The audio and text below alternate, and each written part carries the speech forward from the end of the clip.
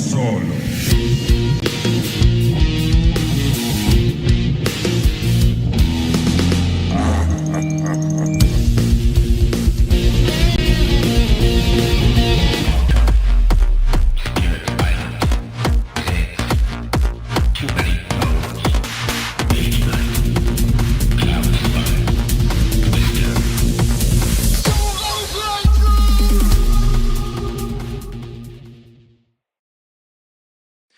And hello, welcome to Solo Playthroughs. We are going back to a more familiar world to me than the world I was in yesterday. But yesterday was a ton of fun as I did my first playthrough of Aeon Trespass Odyssey, a huge game. Definitely recommend you checking that out and checking out a couple other videos. It is on Kickstarter now. That was a review copy sent to me by Into the Unknown. But now we're back to my number 2 game of all time. I know it's sad that Thunderspeaker's been giving me the side eye all morning, but I'm just trying to explain to her, you know, she's not Maid's Night. It just is what it is. But here we are with Playthrough Spirit Island. This is the first time I'm going back to retry a challenge that did not go my way, because I really liked this challenge. I like this combo of spirits. I like playing in Scotland, and I just wanted to do this one more time. The next time Spirit Island is on the channel, I promise it will not be take 3 of this, because I'm going to win this today, just blatantly. But even if I don't, because there is a chance of that, I have a patron challenge from David Coleman that I do want to get some advice from the class when people start trickling in here. So we will kind of talk about that as we go. But let's get to setup. We have our 6 island boards in front of me. I'm going to get a D6. Let's figure out what island Trickster is going to be on. Trickster is going to be on board F. Now, board F does not play well with board D. I'm not upset about that. I rolled a 4. Oh, board D, guess what? You cannot be in the game with board F, so out. And I rolled a 2. So we have board F and board B. And that will go hither.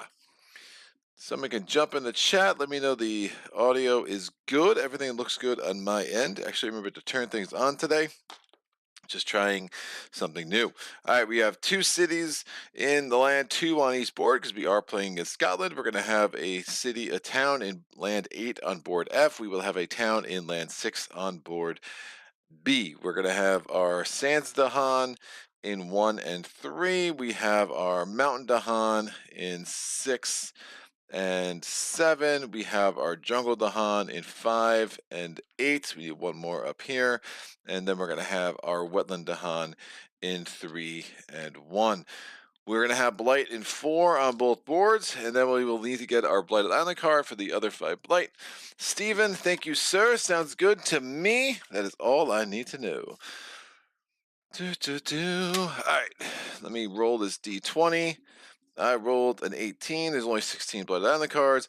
So that's a 7. So 16, 15, 14, 13, 12, 11, 10, 9, 8, and 7 is going to be on top. Now I do have, as I have said in the last few playthroughs, I still have Tipping Point in there.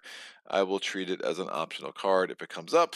Again, as soon as we have the Nature Incarnate rules, it is going to be removed from the game anyway, because it's really unfair and unbalanced. And yeah, that's right. So it's 2 per player, plus the Eric Royce Loves You Blight. Never forget. All right, we're going to have the starting presence for Trickster. 2 in the starting board, 1 in the highest numbered land with the Han. That is land number 6. And then 1 in land number 4. The rest will go on Trickster's board. I'm not going to go through the special rules as thoroughly as I did 2 weeks ago, because it was 2 weeks ago, and most of that should be pretty fresh in my memory, and hopefully yours as well. We'll also have the special rules for Scotland. I will kind of run through those real quick. That's mostly for me, so I make sure I do not forget any of the little rules that have to do with all of the different levels of Scotland. Trickster is a pick 2 spirit, so I have 2 of these tokens here to help me do that and show on the camera what I have chosen. I'll go ahead and shuffle up the powers before I move on to setting up Thunderspeaker's board. So I'll say it now, and then we'll say it again a little bit.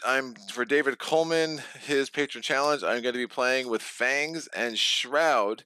So we're looking for a level 6 adversary and a scenario. So he left both of those up to me. If there's any scenario or adversary you would like me to take Shroud and Fangs against, I would love to do it. I would very strongly not want to do Russia because Russia's just not very fun for me. But you know, it's not a political statement, although it could be. But yeah, it's not a. It's not a. I just don't enjoy the way that adversary plays. I find most of those games get dragged down into the mud at some point between, a fear effect or a event effect. Like just things just don't play well with Russia's special rules in how I like to play and experience Spirit Island. But I would like to, if somebody loves Russia, if Russia's like your favorite adversary, I'm so curious. Like I mean, it's so that's one of the things I love about board games is how like different people just really resonate with different things. So in so many different ways, and I think Spirit Island probably brings it to the forefront more than most games. Like, there's a number of people I've introduced this game to, and everyone kind of has a spirit and a play style they just kind of gravitate toward. And I've definitely learned how to play certain spirits a lot better by watching my friends. I think the biggest example was I was pretty clueless with Heart of the Wildfire until I watched my friend Steve play it a couple of times, and I was like, oh, okay, you just really need to lean into that that brinksmanship blight thing a lot more. Steve just likes to make the world burn, so it was a good spirit for him to to teach me with. So, love you, Steve. All right, we're gonna put this over here. This is good. We're gonna shuffle the event deck. So again, minor powers are in green for me. The major powers are in blue. Event deck is in red. All right, that is good. We're going to use the Invader cards from the Horizons of Spirit Island. Again, the review copy of Horizons of Spirit Island was sent to me by Greater Than Games. Thank you again to them.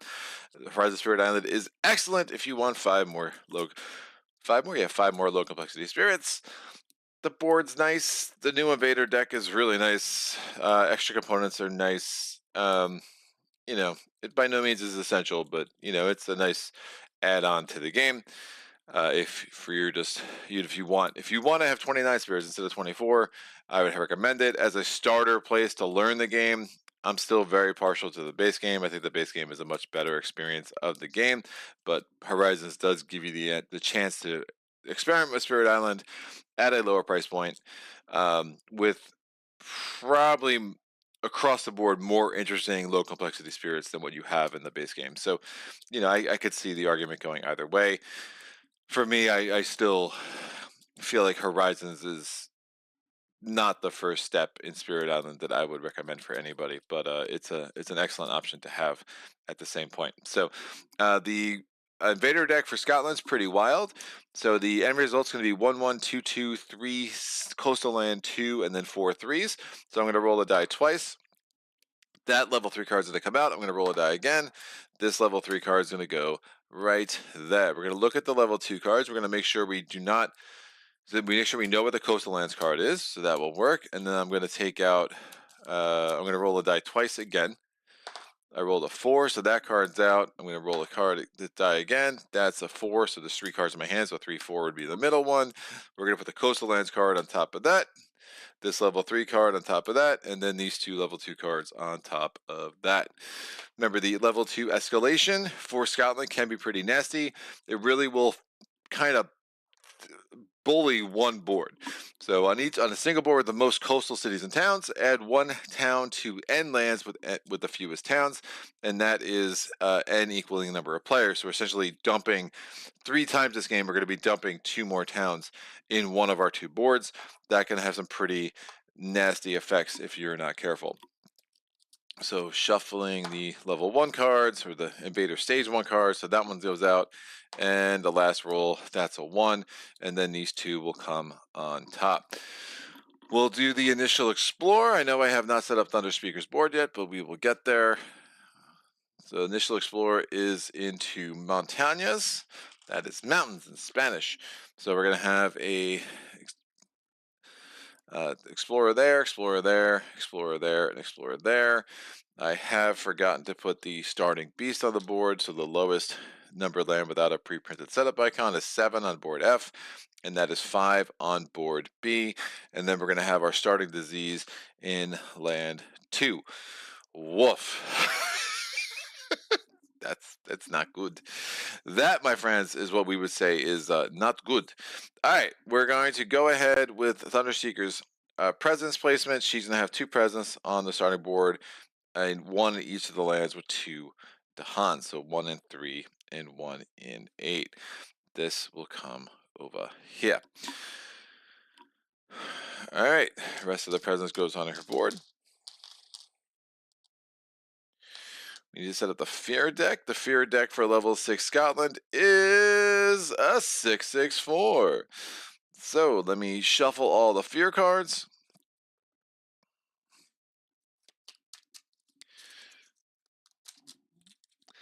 And we'll go through the levels for Scotland now. So level 1 is trading ports. After setup, in each coastal land, explore cards add a town instead of an explorer.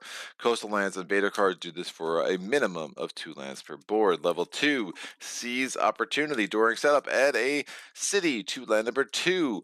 And then it talks about setting up the invader deck, which we've already done. Level 3 says chart the coastline. In coastal lands, build cards affect lands without invaders as long as there is an adjacent city. Number 4 is Ambition of a Minor Nation. During setup, replace the, again, talks about the setup of the invader deck, which you've already done. 5 is Runoff and Bilgewater. After a Ravage action, adds Blight to a coastline. It's only a Ravage action. You also have to add 1 into that ocean. Treat the ocean as a coastal wetland for this rule. And for purposes of Blight removal and movement. So if we end up putting a Blight in the ocean, we can, if we have a card that allows for Blight removal, we can target the ocean for Blight removal, which is nice. And also Blight movement. And then 6 is exports fuel inward growth. After the Ravage step, add 1 town to each inland land that matches a Ravage card, and it is within 1 of a city or town. That rule is especially nasty. This reminder token is very important for that. The art is not in the right spot, but we have it where we're going to need it to remind me to put towns on the board like so. So again, the fear deck is 6/4. So 1, 2, 3. I don't know why I was saying 6/4/3. I'm just making stuff up today. So 1, 2, 3, 4, 5, and 6. 1, 2, 3, 4, 5, and 6. 1, 2, 3, and 4.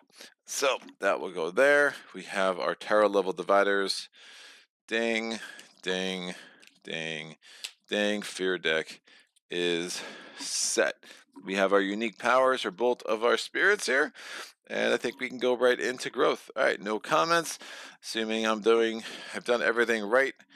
Don't see anything I'm missing. Let's make the magic happen. Woof. I have concerns. I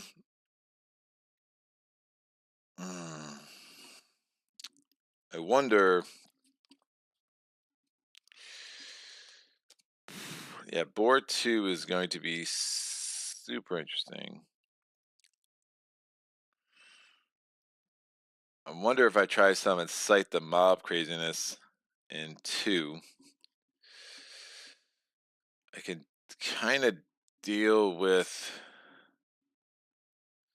Should be able to deal with the 2 towns in 4, I think. But I mean, that's Trickster already jumping onto Thunderspeaker's board. I'm not sure that's the best idea, but I think I'm going to do it anyway. Yeah, why not? So we're going to play these two. Well, let me do growth. So I'm going to do growth option B. I'm going to add a presence. I probably want to get to that. I really like these elements, but only 2 card plays for a while is a little rough, but we'll make this happen. So I'm going to put a presence 2 away from where I have presence. I will put it.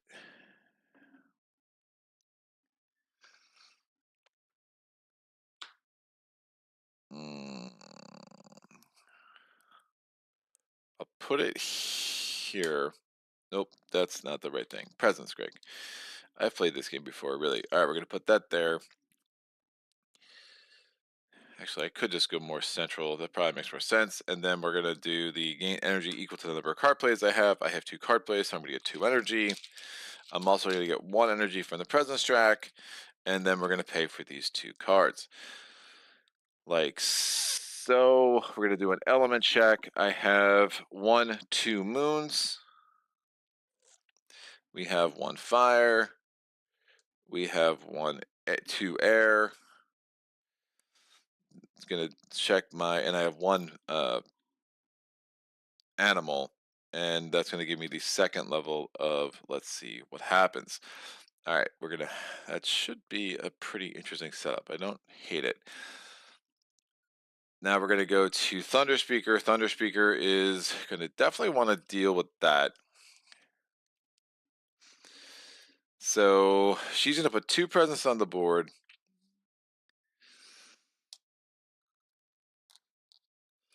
I'm going to do 1 there.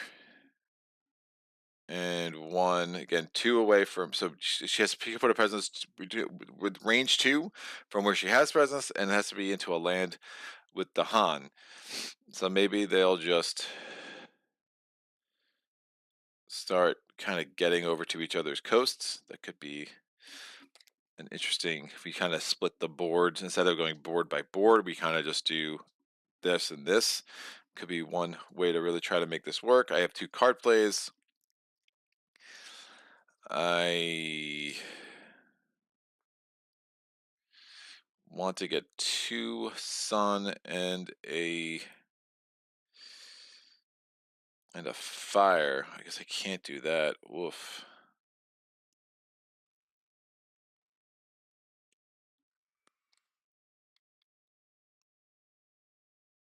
There's no Dahan there.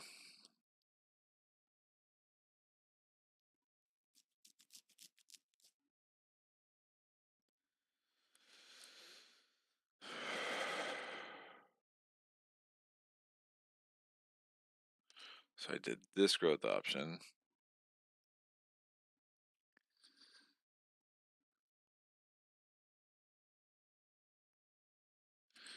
I could do this, just destroy that explorer.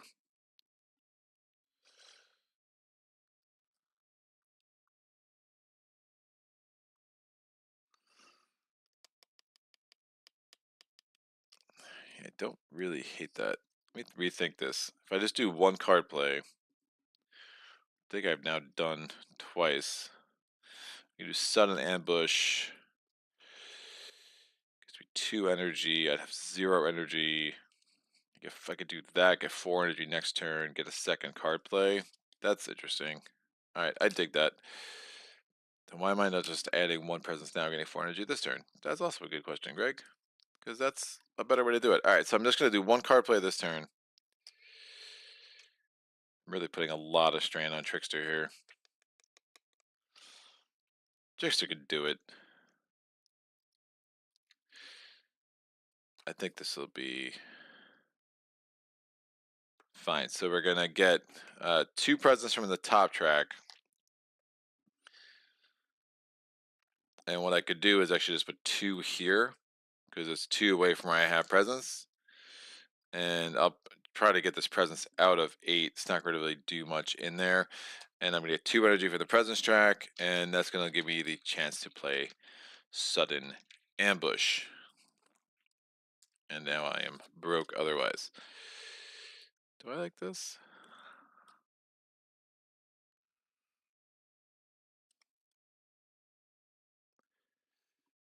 Yeah, sure.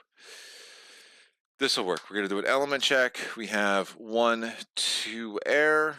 We have 1 sun, or 1 fire, 0 sun, and we have 1 animal. That's going to give me the second level. Again, the first, even though I don't have what's for the first level, I can do the second level of any innate power. You just have to go top to bottom, but that will give me the ability to use Gather the Warriors, which allows me to manipulate where Dahan are, up to the number of air I have and the number of suns I have. So that could be really, really good. All right, Lewis C says, "Go and destroy them." We're trying, man. We're trying. So let me pause this real quick.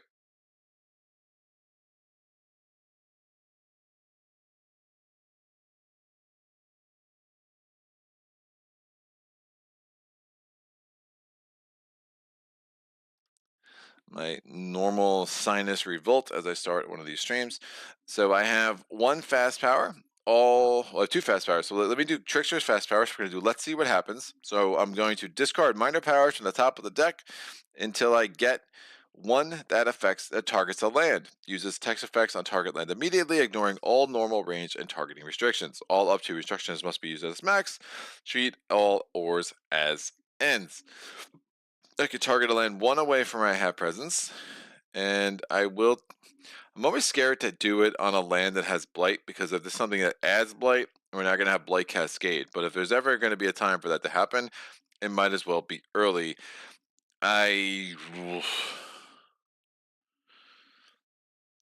Yeah, I think that makes the more sense. So I'm going to do, let's see what happens in on land number 4. So I have presence there. Maybe I had starting presence there, right? So I'm discarding minor power, so I get a land targeting power. Oh, wow. Yep, that's what happens. We saw what happens, and then it happens every freaking time, guys. All right, drought, destroy up to 3 towns. That's garbage. 1 damage to each town or city. That's garbage. We add a blight. So we add the blight here. That blight cascades, so we're gonna have to cascade it this way. That does destroy my presence. So this is a really good start. Let's see what happens. Was a really unfortunate drag on my last game too. To see this happen right off the bat again is concerning. It's concerning. This is not the start of dreams. I don't have 3 suns, so I can't destroy a city. I could forget a power to keep this card, but woof. I mean, adding a blight every time. I do not. These are not blight removal cards, and every time I remove a blight, remember, I actually have to. I have destroyed one of my presents because I like blight, because I like chaos. So I don't, as much as I would like to normally keep the card I get because it's a nice little income producer for me, I don't think it makes any sense for me to keep that card because it's just not usable. Oddly enough, Unexpected Tigers will be more useful than that. And woof, that's just a really bad start to this game on some pretty epic levels. So, bye bye, Drought. Thank you for being absolutely garbage for me. I Part of me is like, I should just restart. I won't. And now we're going to do this, set an ambush. I'm going to target this land, 1 away from a Thunderspeaker as presence. I mean, I literally just threw 2 extra blood on the board. I got no benefit. Like, that's just horrendous. I love Trickster, man. Trickster's so strong, but like, woof, like that's a really horrendous start to this game. So set an ambush. I'm going to target land 7. I could gather a Dahan in there. I will. That lets me gather my presence as well. Each Dahan can destroy 1 explorer. I will destroy this explorer. And woof. Alright, done. We're going to go to the invader phase. So there is no blood landed effect. We're going to flip over the top event card. We do not carry it out thanks to Jagged Earth rules. And now we'll do the invader steps. There is no ravage step on turn 1. The build step will go quarterly. Nothing builds in 7. Disease comes off 2. We're going to build a town in 4. And we're building a town in 6. We're going to go to the explore step. We're exploring into jungles. Of course we are, because I just moved my presence out of there. It's amazing. We get an explorer there. Wow, these land 2s are going to be a problem early. And explorer there. Invader cards advance. Woo! I'm a little worried. All right. What are we going to do? We're doing impersonate authority. I'm going to add a strife to land number 2. That's 1 away from my presence. I'm going to spend an energy to add another strife in the same land or in an adjacent land. I will add it in.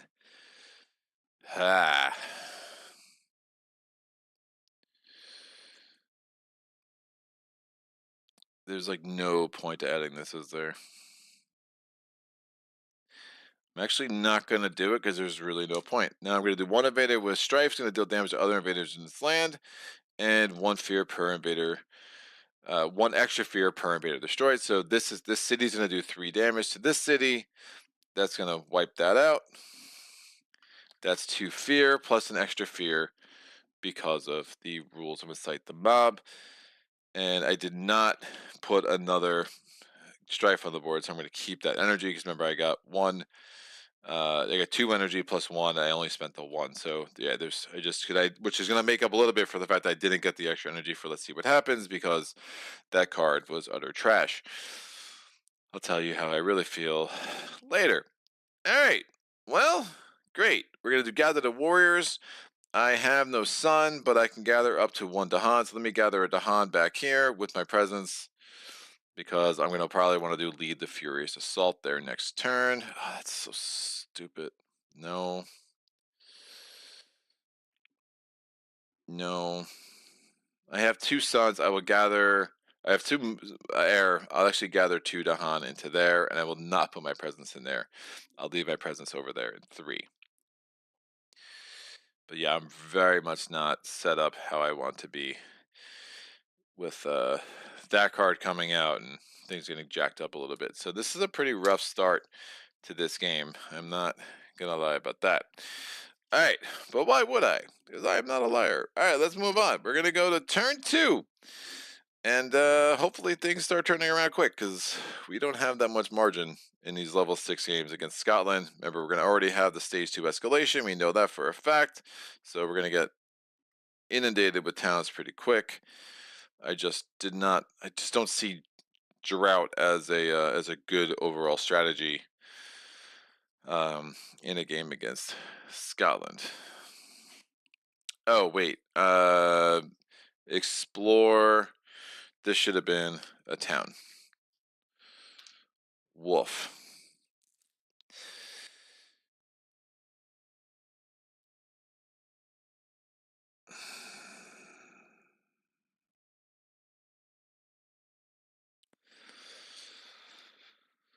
Yeah, that should have definitely been a town.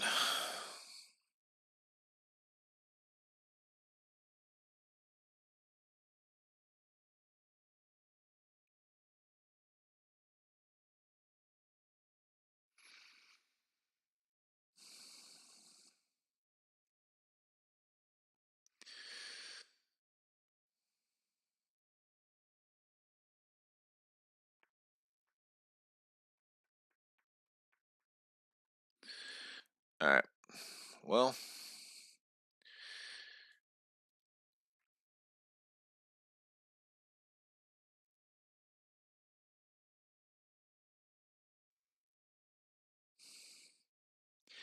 yeah, I'm trying to figure out how to wiggle out of this. This has been a pretty bad start.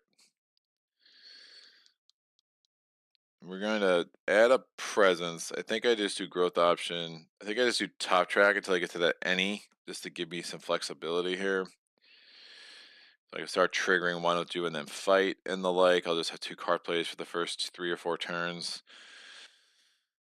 I'm going to add this presence into land number.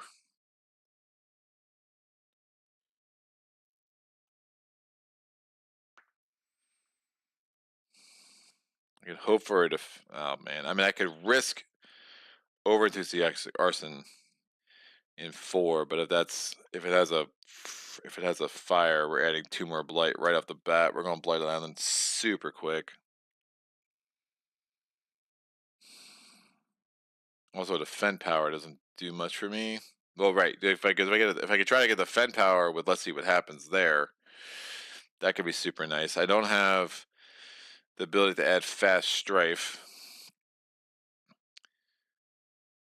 After the ravage step, we're adding a bunch of towns.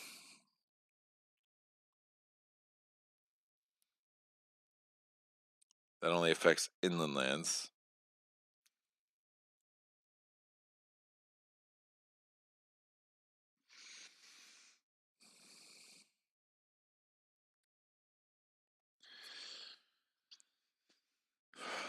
This is not good.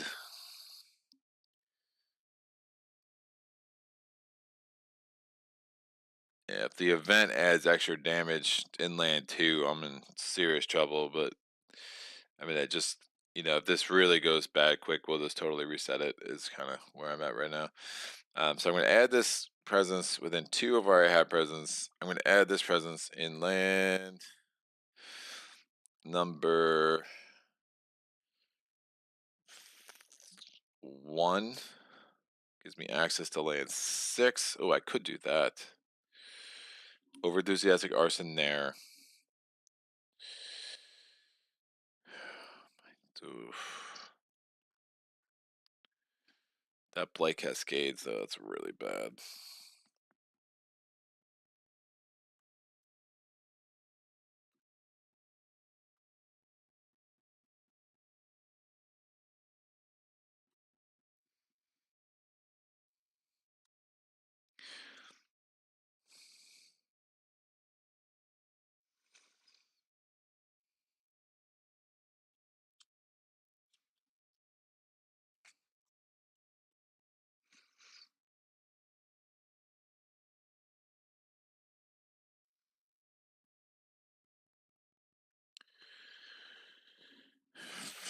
I mean, I'm tempted to try to wipe out everything from board B.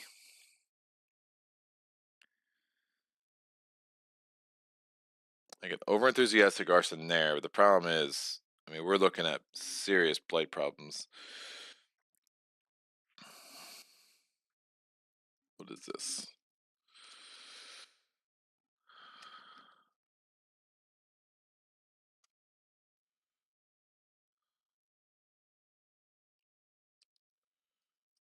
Defend 3.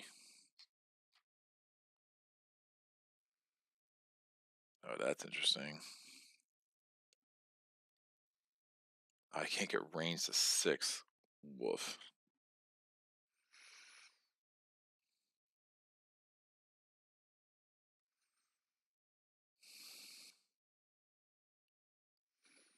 This was done. I don't have a Dahan in there. I can't even do the. I can't do the defend 3 there because I don't have a Dahan in there. Yikes.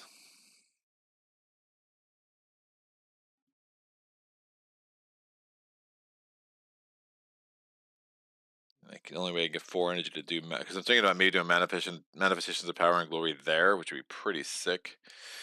But I need the 4 energy for that. If I do words of warning, I just somehow don't worry about 2 right this second. I can defend 3 up there. Have both the over-enthusiastic arson go there. I don't know what the heck I'm going to do about 4. I can't use words of warning on 4 because there's no Dahan there. I still really wanted to push the Dahan into 2 because it's set up for some awesome strafiness. We still have another growth option over here. So I added that in 1. Maybe I don't add it in 1. Nope, I need to add it in 1.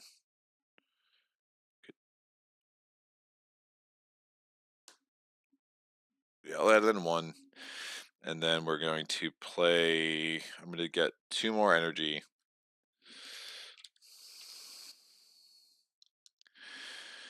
From the presence track. Well, 2 more energy from the growth option, then 2 more energy from the presence track.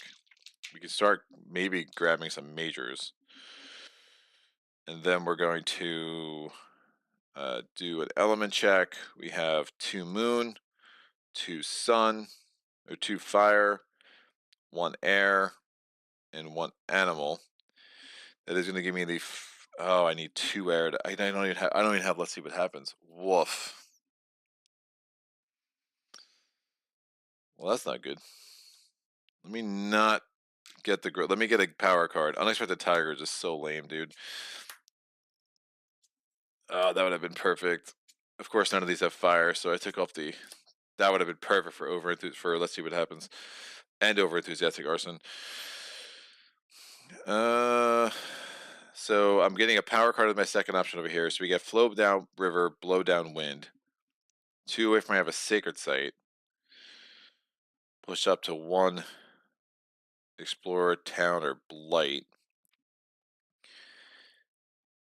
It's not really hit my elements, but it does give me an air. Burst card warning also an air. The next time Dahan will be destroyed on the target land, destroy 2 fewer, push up to 3 Dahan. Oh, that's Interesting. I can combo that really well with Thunderspeaker. And it gives me an air. Yeah, let me do that.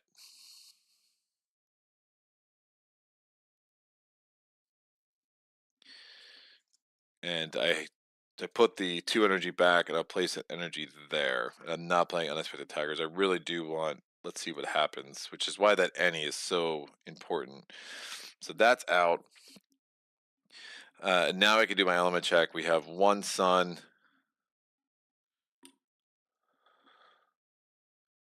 1 moon from the board, 1 fire, 2 air, and 1 animal. So that gives me the first level of let's see what happens. All right. I dig that. And then Thunderspeaker is a little bit more set up. She can do what she wants to do with these 2 cards. We're gonna add 1 presence. I'm gonna add this presence into land number 2 because I want presence in there. And then we're going to play these 2. We're gonna get 4 energy from the growth option.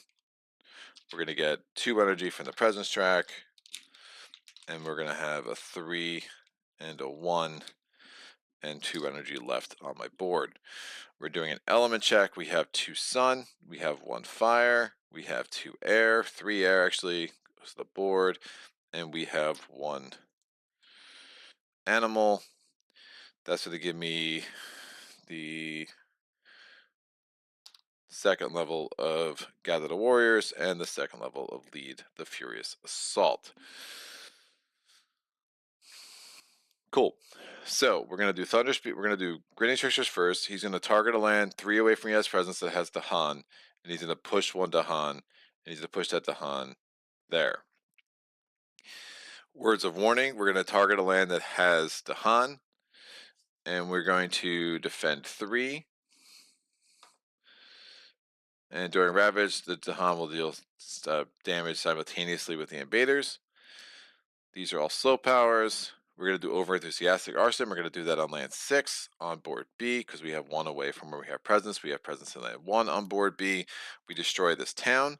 That gives us a fear. We discard the top minor power, see if it has a fire. It does not. If it had a fire, 1 more fear, 2 more damage. We also have to add a blight. But now we prevented any building of a town at 7 because of the level 6 escalation. So that's done, and let's see what happens. We're going to do let's see what happens in 6, and I'm just hoping for a defend power. Push up to 2 would have been interesting. So let's see what happens in 6. I have no option to keep it because I do not have 2 moons. Push 1 explorer. If target land is mountains, add a wilds. So we get a wilds, and we have to push this explorer. We'll push this explorer, so definitely not the thing of dreams, but we'll put this explorer into 1. And then that, do I want to keep it? Sure, but I can't. So we just added the wilds and pushed an explorer. Let's see what happens is done. We just unfortunately did not get the defend power I was hoping for. But we also did not add a blight because of Overenthusiastic Arson. That's another thing that really sank me in my last game. So we go to the invader phase. There is no blighted island effect. There is going to be the event card. Don't screw me, please. Terror level 1. Yes, bureaucrats are just funding. On each board with 9 or more cities or towns, build cards, skip the highest number of land. 1, 2, 3, 4, 5, 6. All right. On each board, 3 or fewer, build cards cause 1 extra build action on the highest numbered matching land. This can affect the land without invaders. Woof. So on board B, we're now going to get a double build in the jungle, which is horrendous. Wow. That doesn't make me happy. So we're going to get reminder tokens for this. Then we're getting a double build in land 8. Build cards with 1 extra build in the highest numbered matching land. All right. Terrifying beast, 2 fear per board with 2 or more beasts. I don't have 2 or more beasts on any board. And coordinated defense. When invaders ravage, the land has both the Han and presence. Defend 5. That's nice. We're defending 5 here. Still not even close to a fear card, so woof. But at least we're going to prevent any blight this turn. So this event will go on top of that pile, and now we can carry out the invader steps. So ravaging 2, defended 5. This is destroyed. 1 fear. Done. Ravaging 3, defended 3. The Han retaliates, destroys this. 1 fear. Ravaging 1. This guy is injured. The strife comes off. The Han retaliate, destroy the city and this explorer.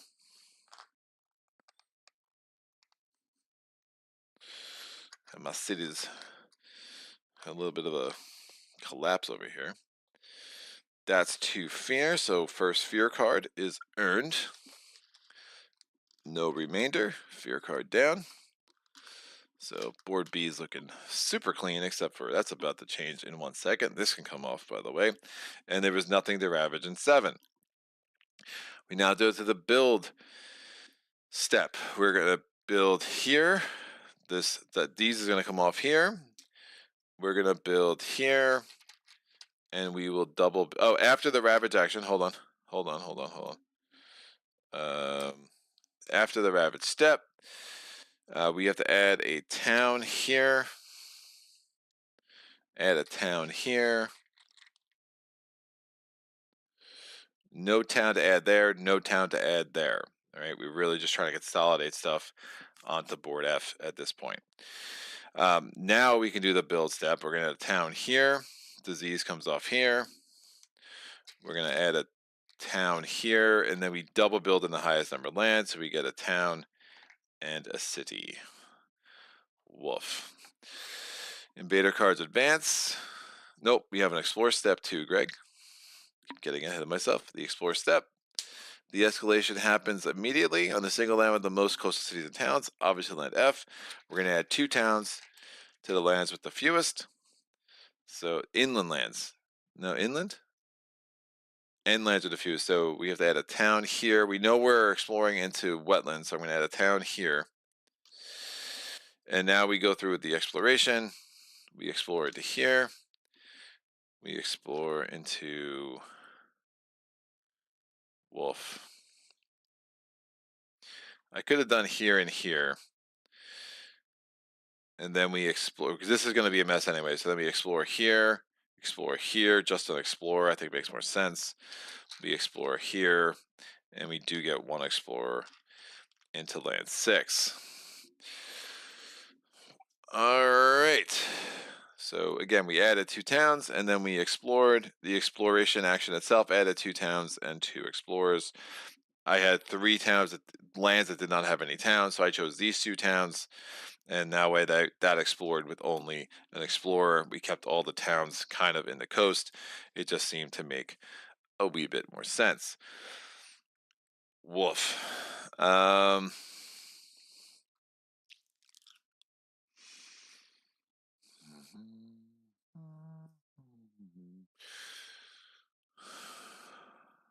we got some problems.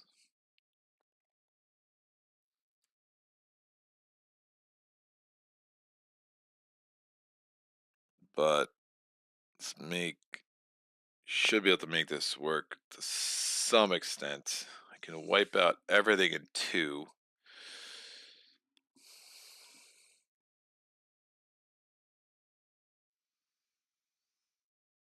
Yeah, so we're going to do gather the warriors. I'm going to gather up to 3 Dahan. And remember, special rule, my explorers can move with Dahan. So I'm going to gather this Dahan. My presence can move with Dahan. So this Dahan with the presence. And then this Dahan. We're going to do Manifestation of Power and Glory. I got 1 fear off the top. Each Dahan deals damage equal to the number of presence in the land. So that's going to be 6 damage. These 2 cities are out. That's 4 more fear. And then we have...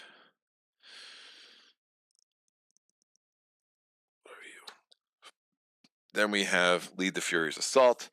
I can destroy this town there. And that's going to give me 1 more fear. and now both land 2s are completely wiped out. But I got bigger problems now over here with land 8. But honestly, if that adds a blight, it just is what it is. We'll have to figure out a way around it next turn. So yeah, this doesn't look terrible considering how bad Let's See What Happens was that first round. It could be a whole lot worse.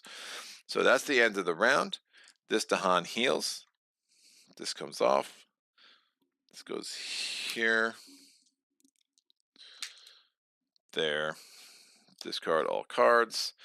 And we now go back to growth. Check the chat. Pretty quiet day over here. Lazy Thursday afternoon. And solo playthroughs line, but that is absolutely fine. All right, let's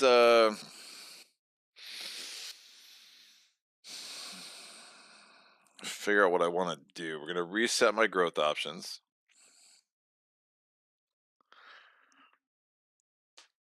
I think I reclaim cards, man. Undestructed Tigers is like so cool in theory, but just like not super practical.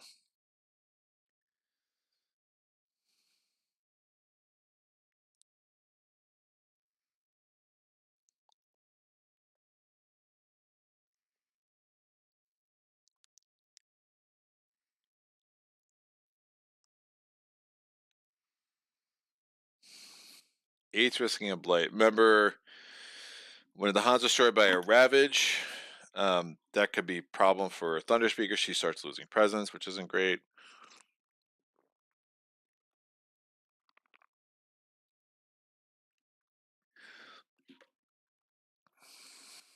That's a big concern in land 8. We know that the stage 2 escalation is going to hit again, so the Trickster's board is going to continue to get a little bit overrun. We're risking building a city here. Remember, build actions only affect coastal lands if there's no invaders there, if there's an adjacent city. So I've done a really good job wiping out all the cities. That double build from the event is the only reason I still have any cities left on the board. So that was some pretty aggressive play for the land 2s. So I think that should be able to pay some dividends. I don't see how I don't reclaim cards with Trickster. So I'm going to spend the 1. Remember, Trickster hates doing the same old thing. He gets bored, so we cost him an energy to reclaim his cards. I can now move a presence.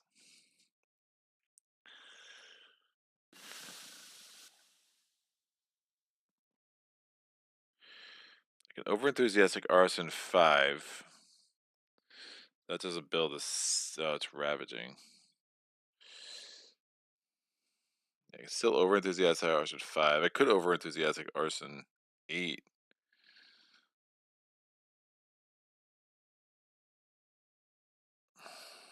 And actually hope for a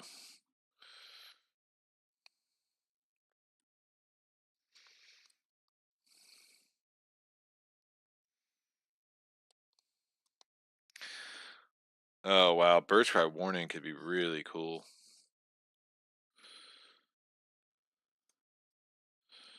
With Thunderspeaker, preventing the loss of dudes. And it works really well. What's my fast drive? If I have 3 air, it can work really well with Why Don't You and Them Fight.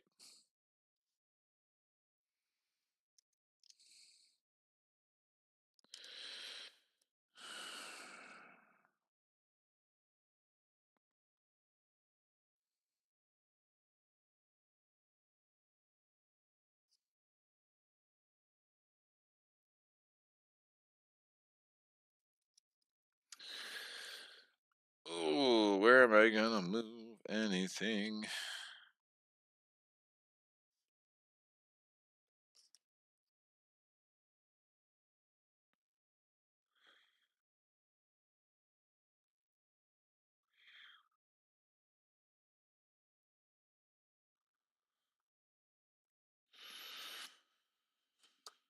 So I can still move a presence, I just don't know where I want to move it. Is really what I'm dawdling about here. A lot of weird options with Trickster. think just my energy. I'm gonna get 2 energy from the presence track. I don't know how I don't add another presence as my second growth option. So I'm gonna have 3 presents to play with. If I get an air out of that and play 2 other cards with airs, that's gonna give me the ability to get some strife on the board, which is definitely what I want to do. So I can move a presence 1, and I could add a presence range 2. I think I'm adding a presence here, and I'll move the other presence.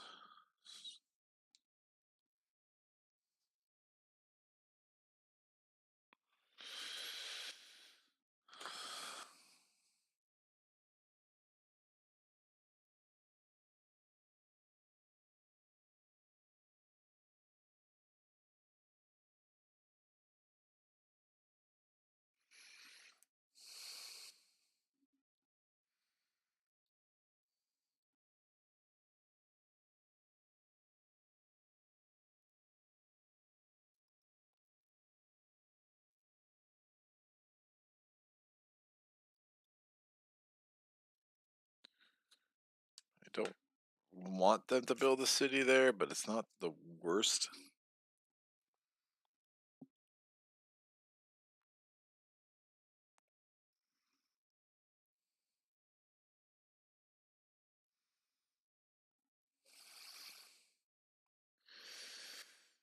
Reclaim. How do I get a Dahan in there?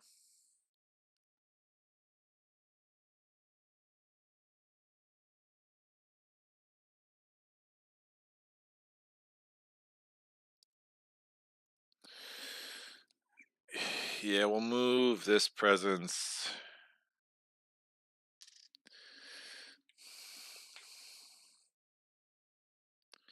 Move this presence here. Gives me more access to 7. I think that's fine. I'm gonna do cards. We're gonna definitely want to do over this arsenal. We have too many stupid towns on the board, and we will play Bird's Cry Warning. I think that will work really well. My reclaiming cards again. Maybe. Maybe. Just maybe.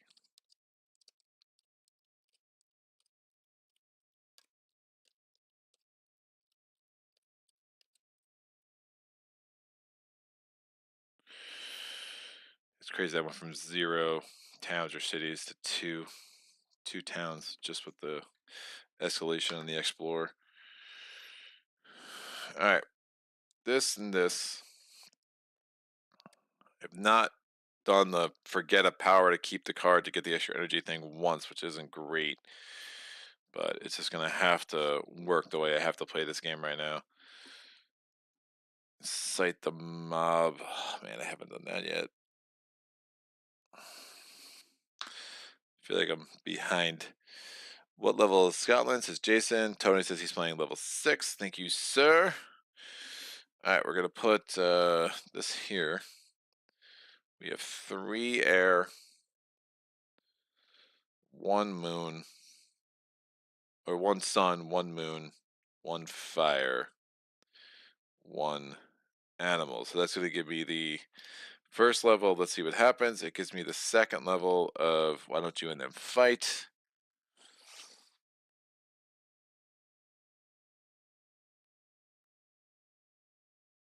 And we'll figure out what to do with my energy problem next turn. Thunderspeaker.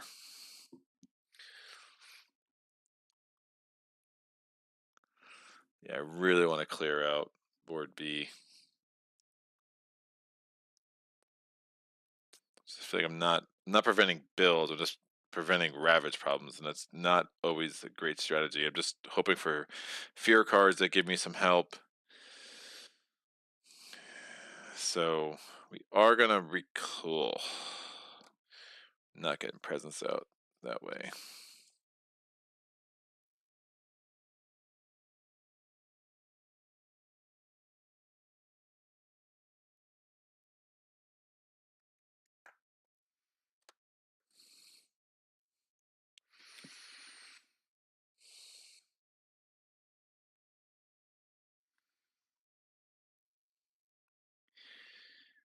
I mean, it's gotta be fine. I'm gonna reclaim cards. I'm actually gonna get a major. Unrelenting Growth. Target spirit adds 2 presence and 1 wilds to a land within range 1. Infinite Vitality. Unrelenting Growth is probably it, right? The land thrashes and Furious Pain. 2 damage per blight. For each blight, it just lands 1 damage. 3 moon and 3 earth. And then Walls of Rock and Thorn. 2 damage, defend 8, add a wild, isolate target land. I will probably not have 2 and 2.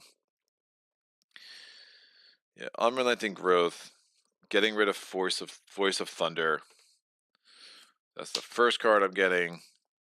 I'm going to go again. We're going to get Miners now. Just for cost reasons.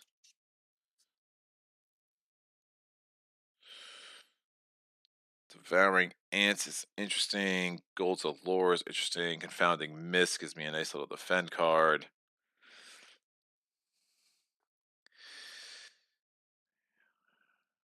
But doesn't really hit my elements.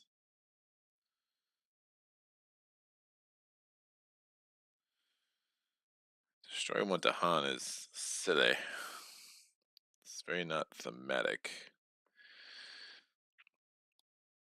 Yeah, I don't love any of these. Founding Mist, it's never going to hit my elements enough. I'll take Devouring Ants, because suns are always good. And these go away. So I did growth option 1. I'm going to get 2 presence from the presence track, 2 energy from the presence track. Can I afford Confounding Mists? Oof.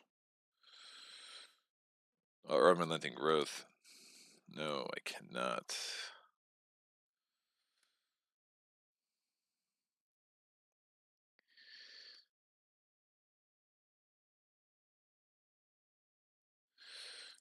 Does make me wonder, was there a 0 cost card here?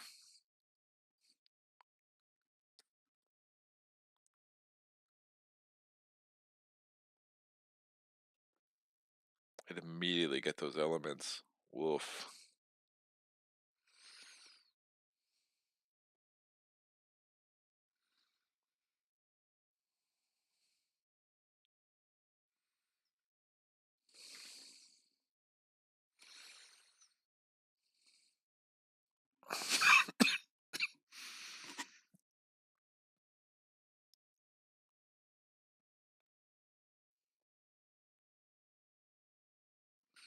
Let me not take Devouring Ants. Let me take Wheels of Lore. Let me play Unrelenting Growth. Let me try to get some more presence out quicker.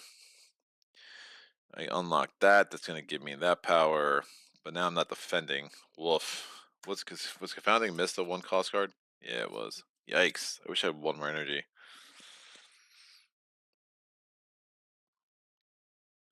Alright, I'll play Unrelenting Growth next turn. Let me go back to what I was doing. Where's the Ants card? Devouring Ants. Where'd you go? There we go. Alright, we'll play Unrelenting Growth next turn. It's very tempting to do this turn, but I'm going to do Words of Warning and Sudden Ambush. Kind of makes me happy. Hopefully the beast takes care of that dude.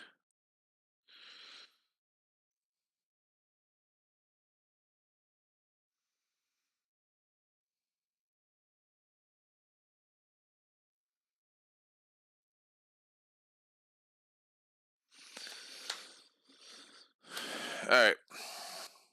Nah, it's bad for elements. You do Manifestation.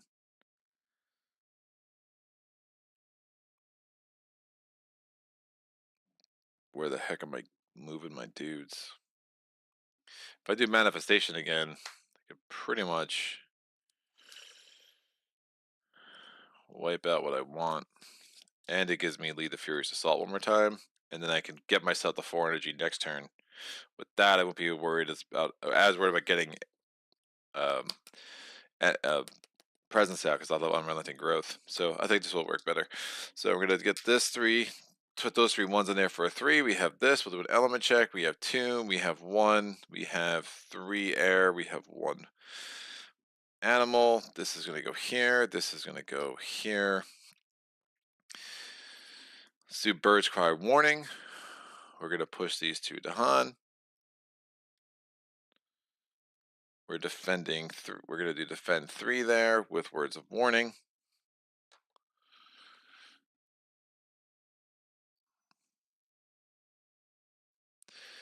The rest of this is slow. Over-enthusiastic arson. We're going to target land 5. Does it have a fire? It does not. We just destroy this town. 1 fear. That's done. We are going to do why don't you and them fight. I'm going to spend the extra energy. I'm going to put 2 strife in there. So 1 and 2. Hopefully the event card does not ignore strife. And now we have let's see what happens.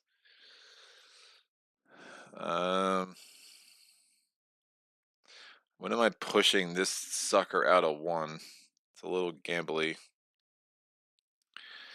That's the only thing that's about to build a city. I don't really have a great answer for it.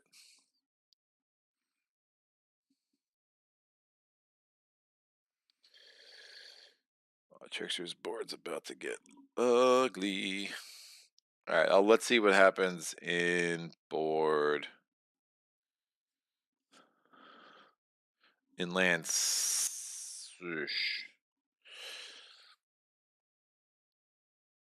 Let's see what happens in land 6.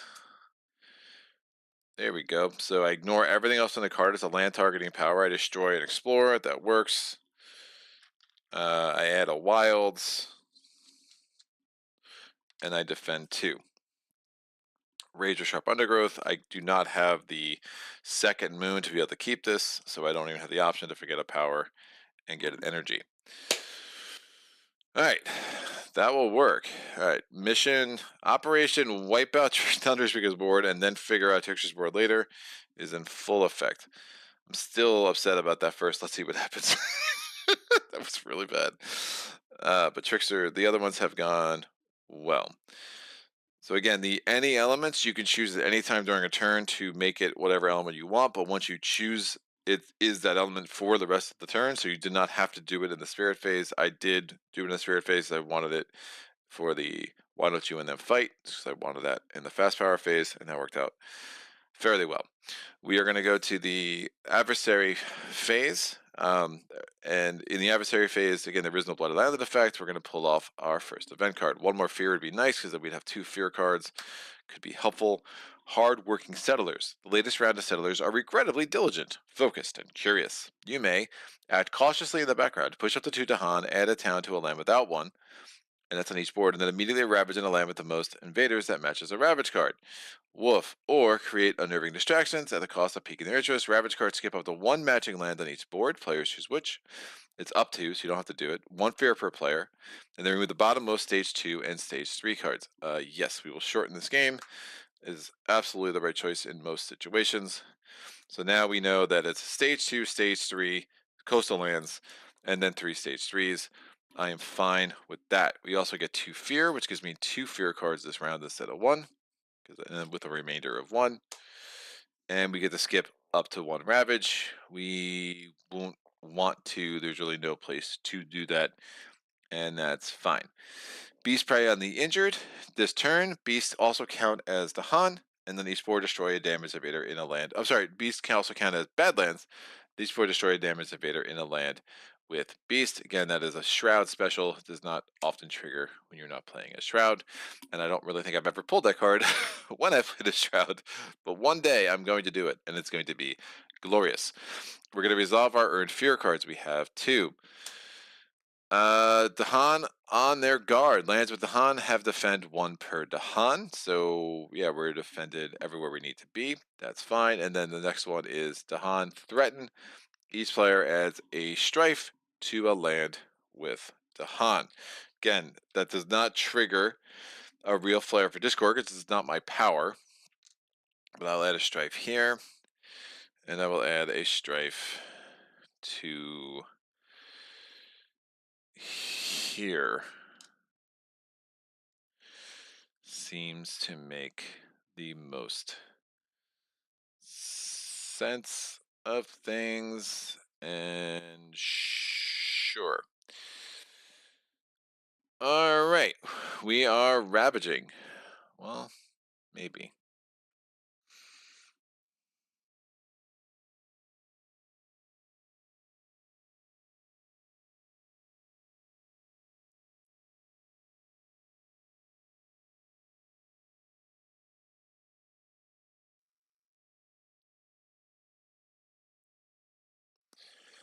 Yeah, I think that makes the most sense. We are ravaging. So we're ravaging here. It's only ravaging one, no harm, no foul. Ravaging here, nothing to ravage. Ravaging here, it's ravaging three, defended three, defense power comes off. The harm retaliate kills those guys, one fear. Ravaging, the two strife come off. And then it's ravaging one, the Han injured, the Han retaliates and wipes. Oh, and it's actually defend one because of this card. So the Han's not even injured. The Han retaliates, wipes out this town. That's a fear. After the ravage step, we have to add a town to each matching land that is within one of a city or a town. So that's going to be all four of them. And now we do the build step. We're going to build a city in land 1. We're going to build nothing to build in land 6. It is not a coastal land, so that's done. We're going to build a city in land 3. And we're going to build a town in land 7. I was hoping that Beast wiped out that Explorer. Unfortunately, that was not meant to be. We now go to a stage 2 card. We have the Escalation. Oh, going jungles. All right, we're adding 2 more towns to land to board F. So we're looking at lands that only have 1 town because 7 of them have 1. 1 has 2. So this is getting really crispy. I'm going to add 1 more town there. No, coastal lands is coming out. That's stupid. I'm going to add a town there. And I will add a town there. We'll figure it out eventually. Now we're exploring. We're exploring with a town into 2, an explorer into 5, an explorer into 4, an explorer into 8. Invader cards advance. Woof.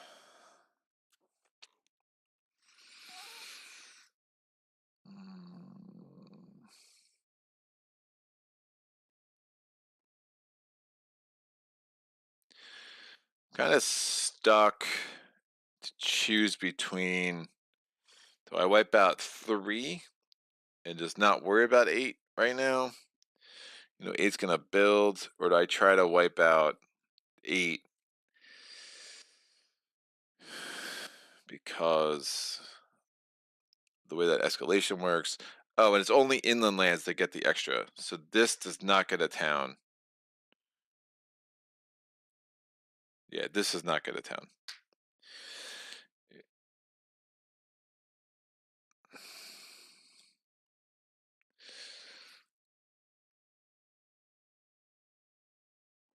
Wait, how did I do this? Right, that should have had 0 towns. Right, and then when the escalation hit, I would add 1 there, and then 1 would have explored, so I could actually take 1 of these towns away. Because then again, that special rule for escalation only affects inland towns. So for stage 6, only affects inland towns after the ravage step.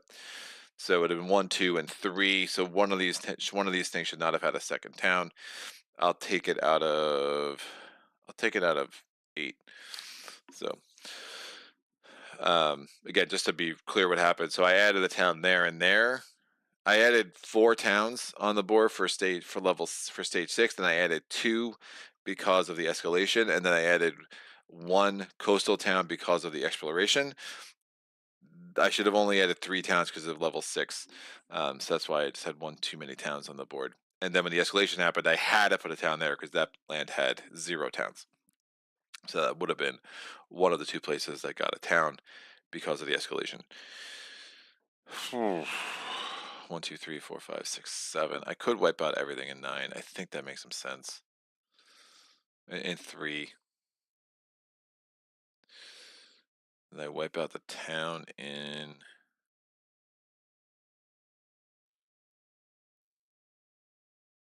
2 before Trickster's board gets super awful.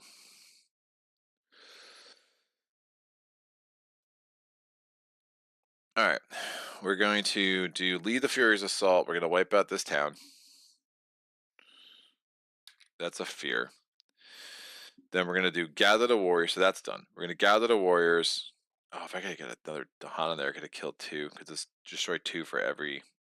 Destroy 1 for every 2 Dahan, but I only had the 2 Dahan in there. It's fine. I'm going to gather 3 Dahan into here. So 1, 2, 3. And then each of them is going to do 3 damage. And 1 fear, so manifestation of power and glory. We're going to do 1 fear at the top. Each of them does 3 damage. That kills all of them. That's 4 more fear. That's a remainder of 1 and a fear card.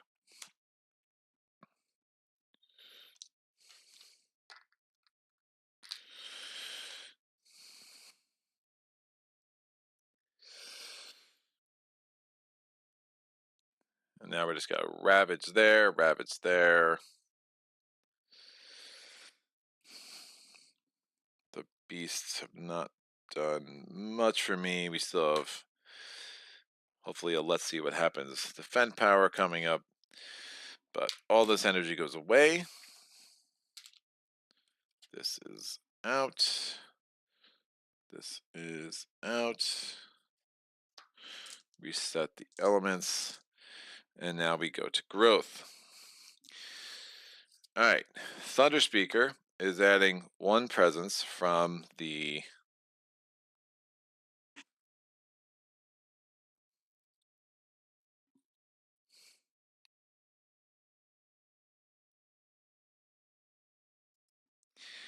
and I might use unrelenting growth on Trickster here.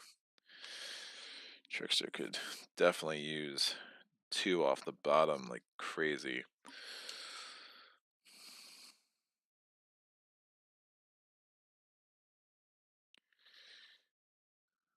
I'm going to do bottom track. We can add it within 1 of where we have presence. I'll add it.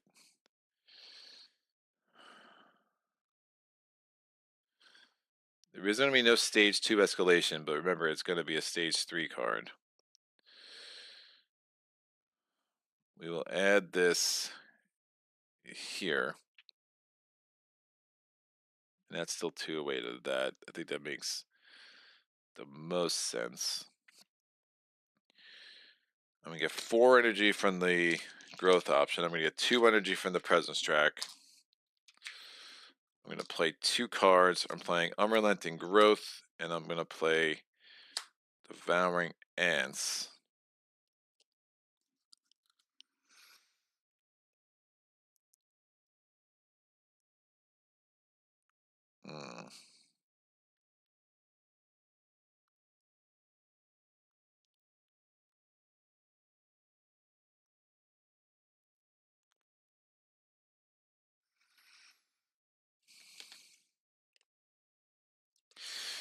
Yeah, I definitely don't want to destroy Dahan as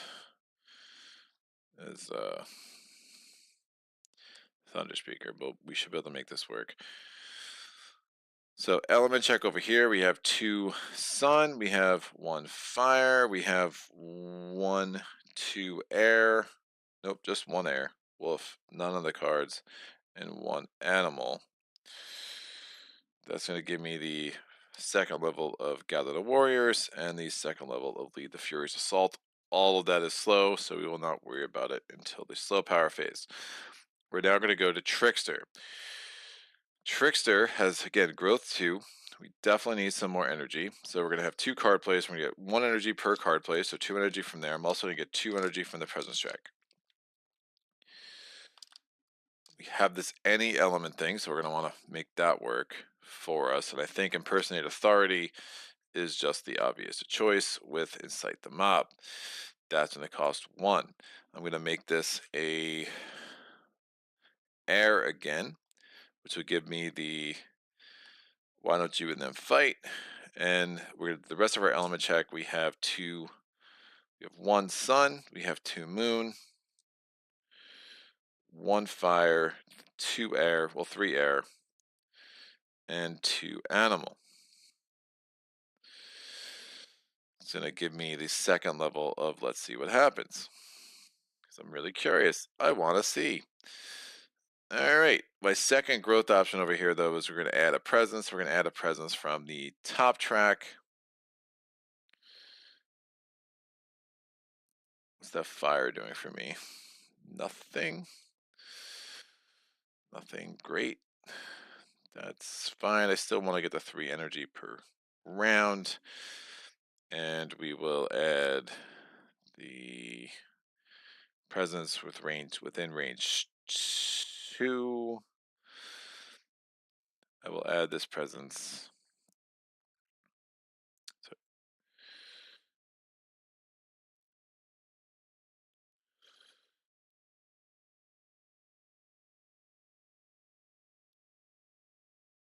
mm,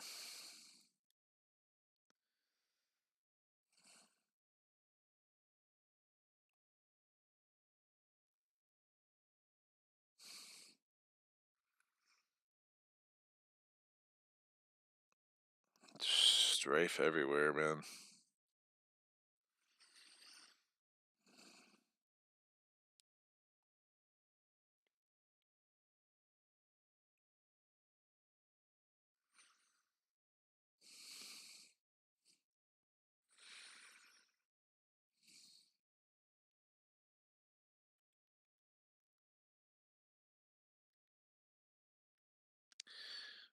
I will add this presence.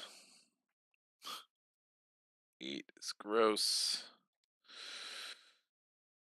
Ravage is going to make me add a town there. This is only going to add 2, which is nice.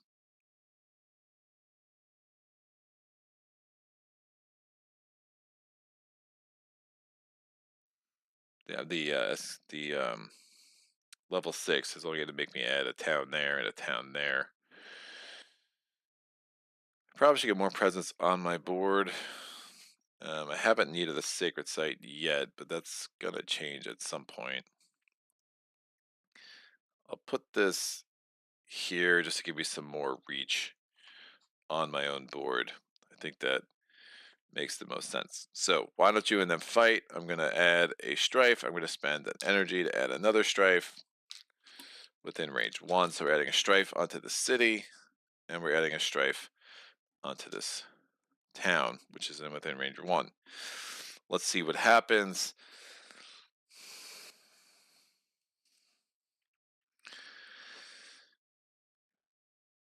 Yeah, well, don't love what's happening in 7 right now, so we'll try to get lucky here. So let's see what happens in land 7. Minor power. Gather up to 1 Dahan. I cannot gather Dahan. Then at the Dahan present, defend 1 Dahan. I can't. After invaders are added or moved to target land, 1 damage to each invader added or moved. Woof. What a terrible miss that was. It does have elements I like. So I could forget Unexpected Tigers, which I obviously haven't used at all, and get an energy to keep Call to Guard. Wow. Man, I need a beast to do 2 damage really hard. Yeah, that's out. This is in. Give me another energy. But it effectively had no impact. I can't. There's no Dahan I can gather from. There's no Dahan there, so I'm not defending at all. And then after invaders are added or moved, 1 damage to each invader. So that's going to be in place. Remember, you treat all ores as ends. So I will put a reminder token on this card and in this land, just in case something does get moved or added there.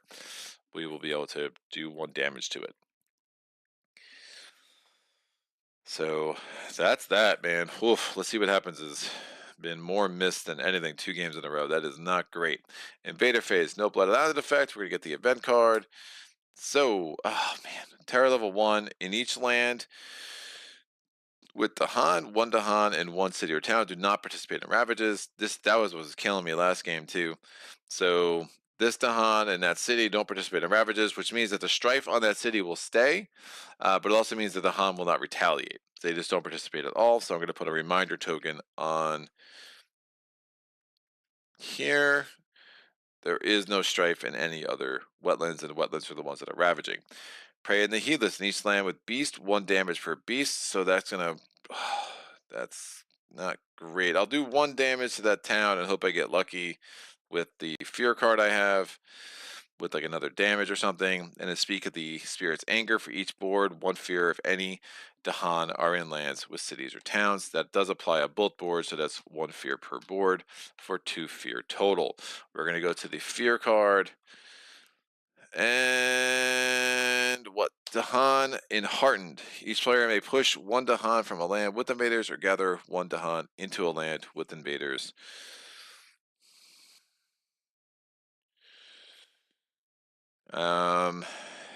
Wolf. It kind of makes sense. I mean, that's going to Blight Cascade, and that's really unfortunate. I'm probably going to wipe out Thunderspeaker's presence in 3. It's not doing anything. Just let the Blight go that way.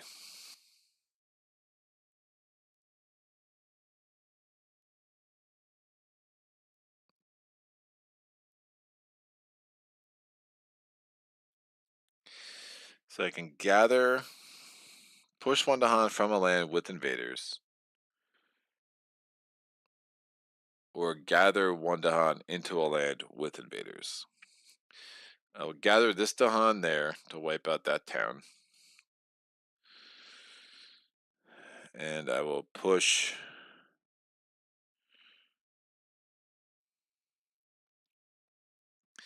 this Dahan into here with a presence.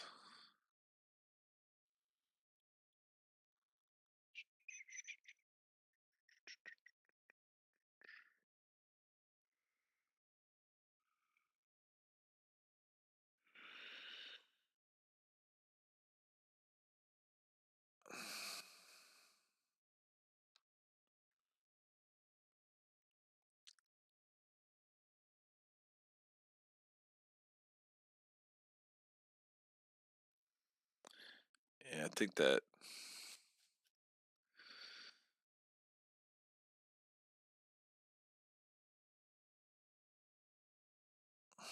if I keep the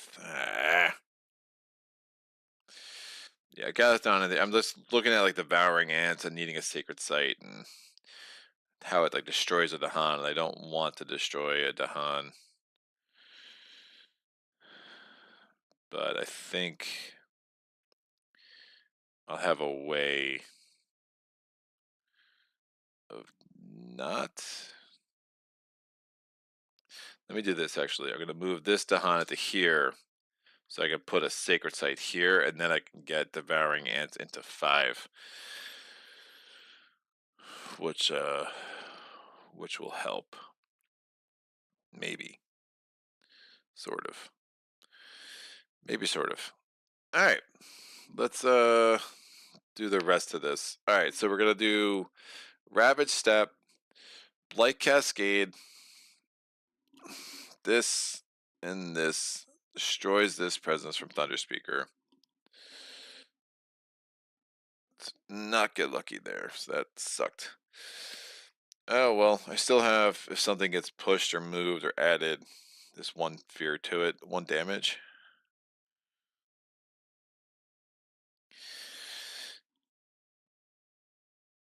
Oh, then if the Han are present. Wait a second.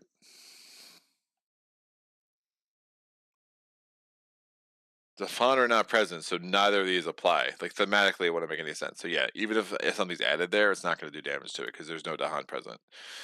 So you do up to the limit, but there is, and you treat all ores as ends. But the triggering conditions of if the Han are present, that still needs to be satisfied. So unfortunately, it's just a complete dud of a card for me. Which is, I should be used to that after 2 games of duds of cards. That's done. We're going to ravage here, nothing to ravage. We're ravaging here. These 2 don't participate. these two do.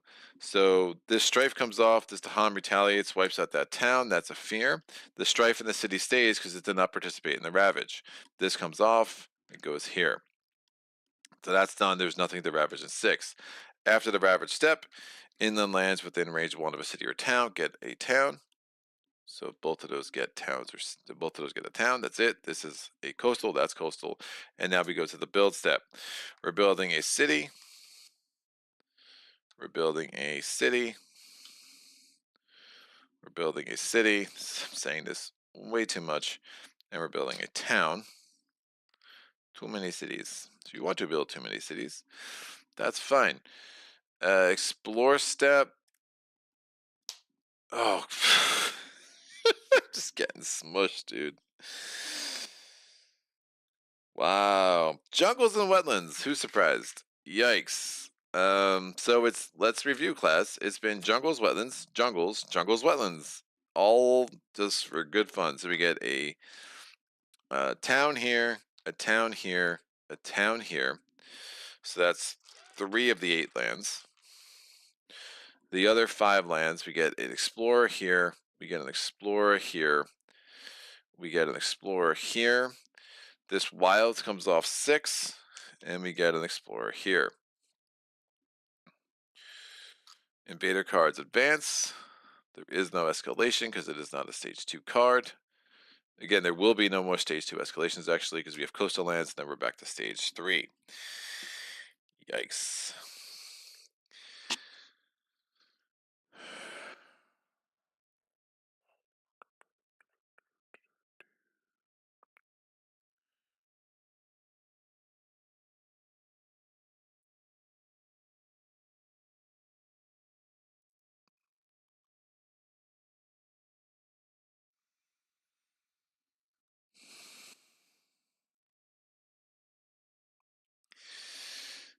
All right.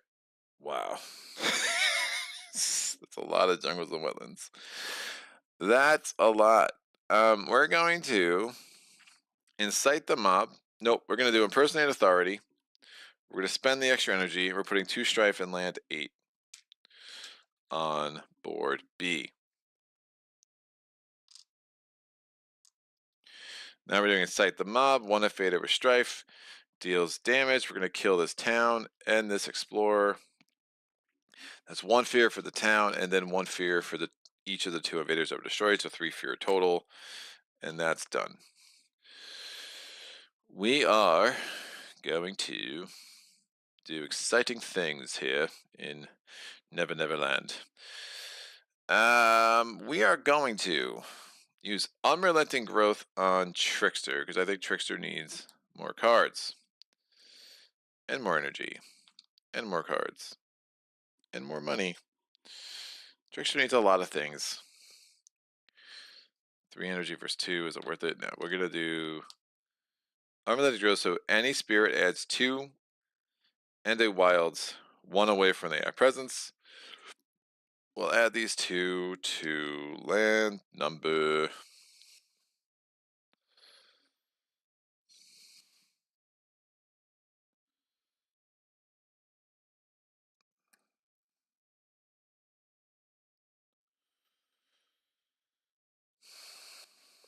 Yikes. Land number 7. No, land number 3 with the wilds. Because that will really help with the coastal lands card. And it's 1 away from that presence. We don't have the kicker. Devouring Ants. I'm going to get 1 fear off the top. That's a fear card. I'm doing 2 damage. I'm going to target land 5 because it's a jungle. So 1 damage and the second damage because it's a jungle. The second damage applies whether it was a jungle or a wetlands, or jungle or a sands. If there was the Han there, it would have died. I did not want to destroy the Han, so that worked out well. I can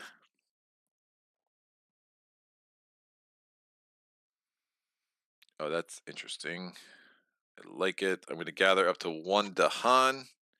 So I only have 1 air. I'm going to gather this Dahan here. And now I'm going to destroy 1 town for every 2 Dahan. So these 2 towns are out. That's 2 more fear. So thank you, gather the warriors and lead the furious assault. Alrighty then. This comes off. I have no idea how this game is going. I simultaneously feel good and really bad. It's probably a good sign. This goes here. And Thunderspeaker has a shocking dearth of presence off her board. But we can get there. If I add 2, I get 2 energy. I can reclaim 1. What are you again? Sudden ambush. Sudden ambush useful. Not really. Shockingly, no. Alright. Jason says, you got this. Do I? I'm glad Jason's confident. I'm feeling tired. Woof. Yikes. And I'm dumping beast all over my lap. Which is it's an exciting place to be, I guess. So let's make this happen. I am going to. We have call to guard. We have to reclaim, right? Like this is stupid. So reclaiming cards that cost me an energy because I hate reclaiming cards. Now I can add another presence, which seems silly. I can gain a power card, or I can gain 3 energy. Now remember I'm getting 2 energy from the presence track.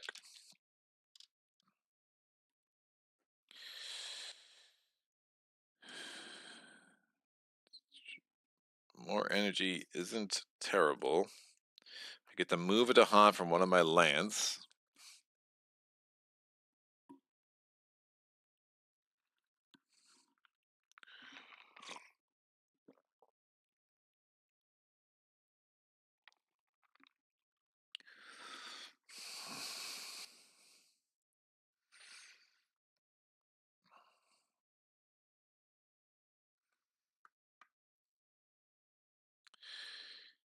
Or do I try to gain a major?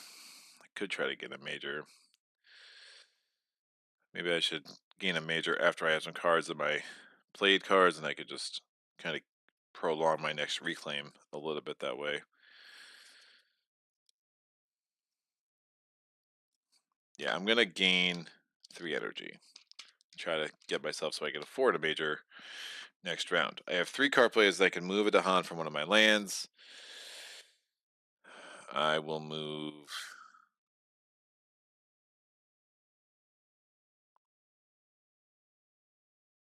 a Dahan from here to here.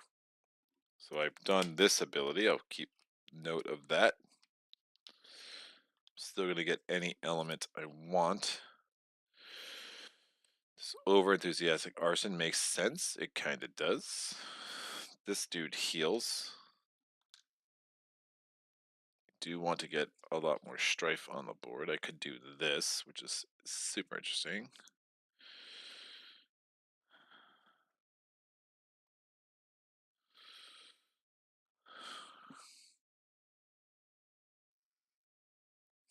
Also a little unnecessary. Ooh, that's a nice defend power.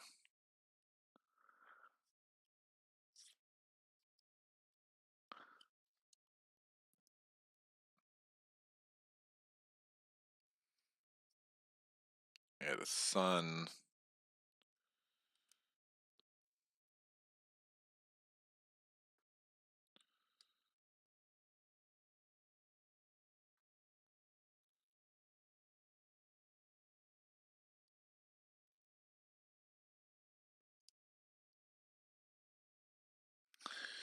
We go with these 3 cards. They're nice and cheap. It's 1 energy there. We're going to do an element check. That's 2 sun. Whatever. I will be able to keep it. 1 moon. 1, 2 fire. And 1, 2, 3 air. And 1 animal.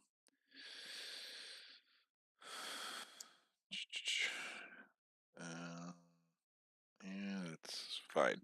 I'm going to make this element a sun. And that's going to give me the first and second level, excuse me, puberty is a bitch, second and third level, I should say, of why don't you and them fight, and it's going to give me the first level of let's see what happens. And I'm very intrigued. Defend 4.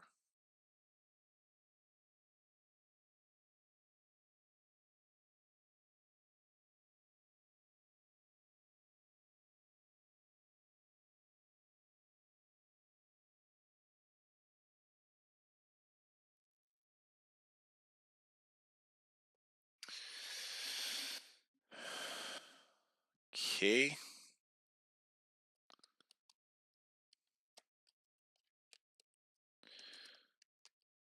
Blitz this. Defend 3. Get this out. I get a reclaim 1 ability, which is super strong. Get a bunch of energy. Well, you only get 2 energy for the presence track. Get power cards next turn. Don't think reclaiming makes much sense for me. I'm not going to have the energy to do much with it anyway. So I'm going to do growth option B. I'm going to add a presence 2 away from my have presence. I'm going to add a presence. Then I have the Han. So I can add a presence here, which I think gives me some options. And I can add a presence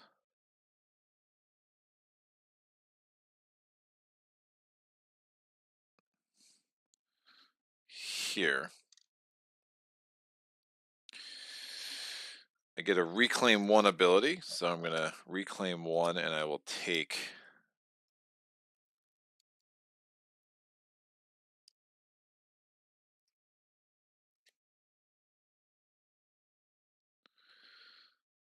not going to have lead the Furious Assault. Do have that. I'll take Words of Warning. If I get a Blight in there, go Blighted Island, it's not terrible. I get 2 energy from the presence track, and I play these 2 cards.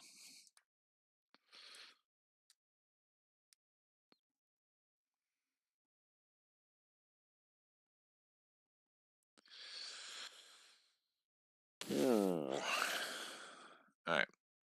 I'm going to use Call to Guard. Oh, I have to get a presence in there. Woof. Oh, I could have moved the presence with my growth option. I never did that. Move a presence. Oh, that's a lot of super crispiness.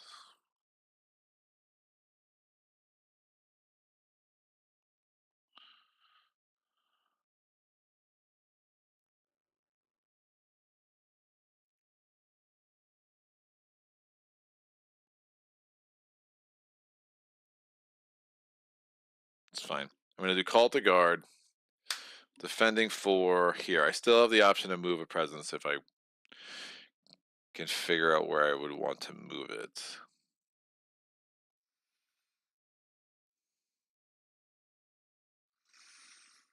But I think we're good. I do want to prevent as many cities as possible in lands that don't have a lot going on in. So we're going to over enthusiastic arson. We're going to target land 6. Nice. No fire. This is destroyed. That's a fear. So again, over enthusiastic arson hasn't added a blight yet this game, which has been super nice. This is covered. The rest of this, not so much. But we should be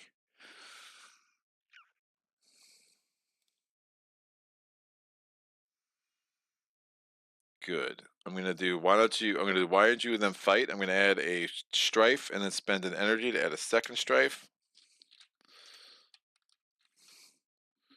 Strife.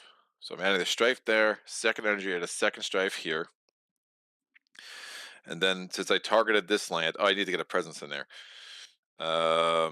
That's fine. That's the presence I would have moved. So I did this ability with the movement. I needed to get a presence in there. That works. I'm going to have one invader and one Dahan deal damage to each other. The invader damage is negated down to 0 because of the strife that I just put there. And the Dahan kills the town, which is a fear. So that means that's going to build a town instead of a city. It will build a town. Well, maybe not. If both these cities are gone, it won't build anything, which is super strong. So why don't you in that fight is done. Impersonate authority is a slow power. We did my movement of a presence. Let's see what happens somewhere. This has gone so well for me.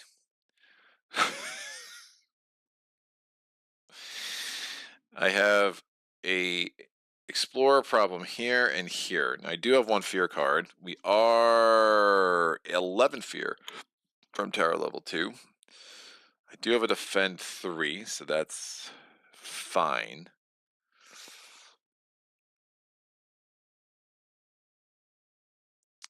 In one of those places. I also have Sudden Ambush, so I can actually deal with both of them just with Thunderspeaker because those are both fast powers. Should do an element check. We have 1 sun, 1 fire, 3 air because 1's on my board, and 1 animal.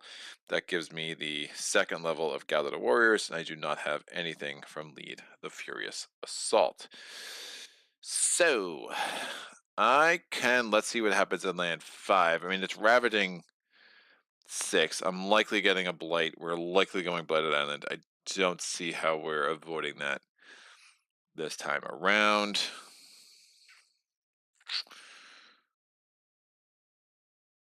I'd love to.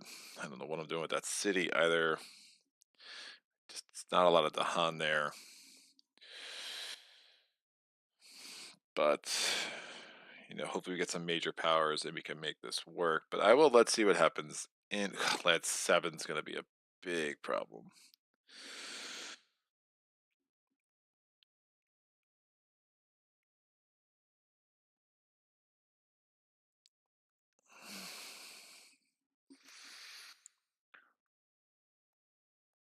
I just don't see how let's see what happens in land 5 does anything for me.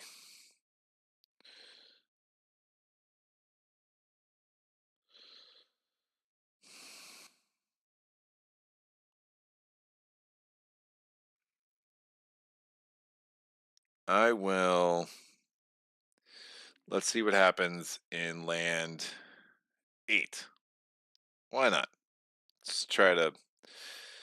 Oh, that's a coastal lands card, so maybe that's stupid. Let's see what happens in land 1. So let's see what happens in land 1. That targets a spirit, not a land. Land 1, I add a strife. It is one of my powers that adds a strife. So I'm adding a strife in land 1. I can spend an energy, which I will, to add another strife. I'll add a strife in land 6. Push 1 Dahan. I have no Dahan to push. Each remaining Dahan takes 1 damage. I do not have the 2nd level, so I could not keep this even if I wanted to. That's out. So, got more strife on the board. That's not generally a bad thing. Still going Blighted Island there. But, basically cost me an energy to get a strife out until land 6. We like strife. Strife is good. So we're going to do sudden ambush.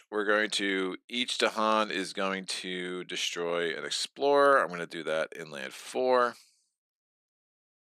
Actually, that doesn't make any sense.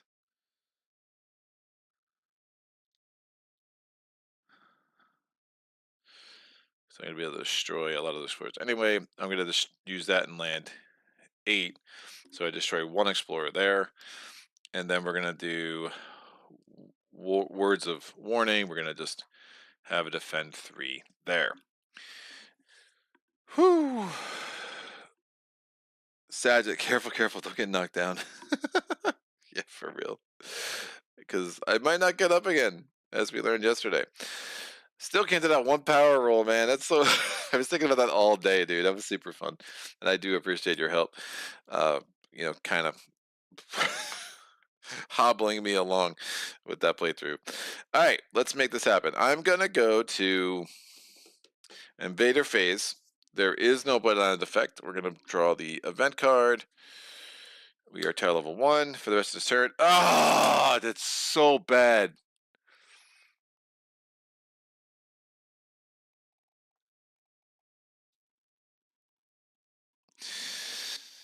Yeah, that's game over. First of the turn, ignore Strife on each invader. Do not remove it. God, such a kick in the balls for Trickster, man.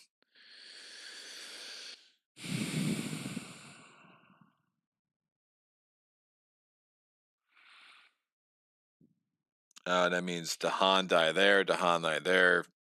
Thunderspeaker loses 2 presence. Ugh, so awful.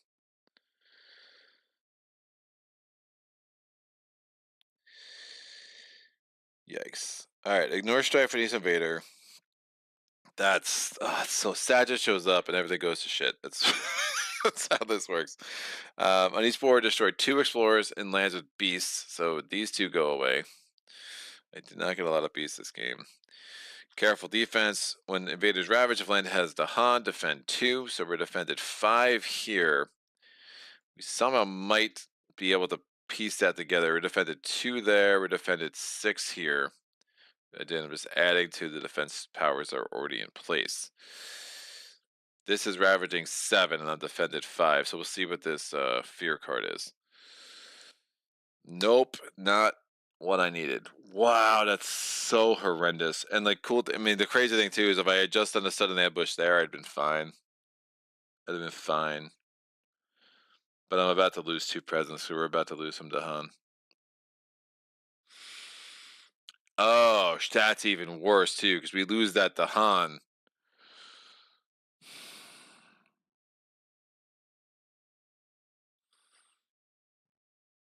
We lose that Dahan. We lose that.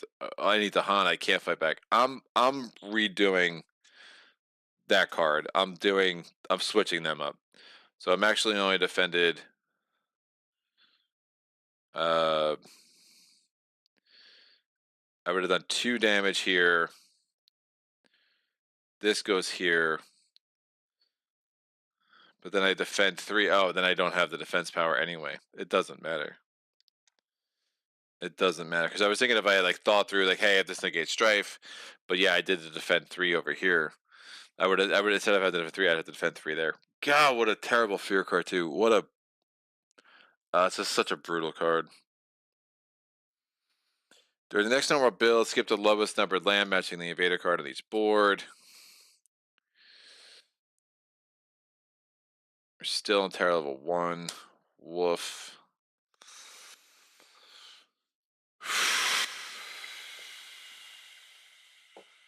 Woof. That's really bad. Alright. Ravage.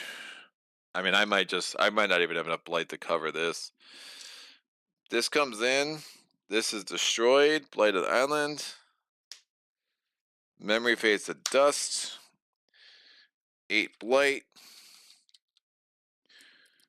We're going to start forgetting powers or losing presence.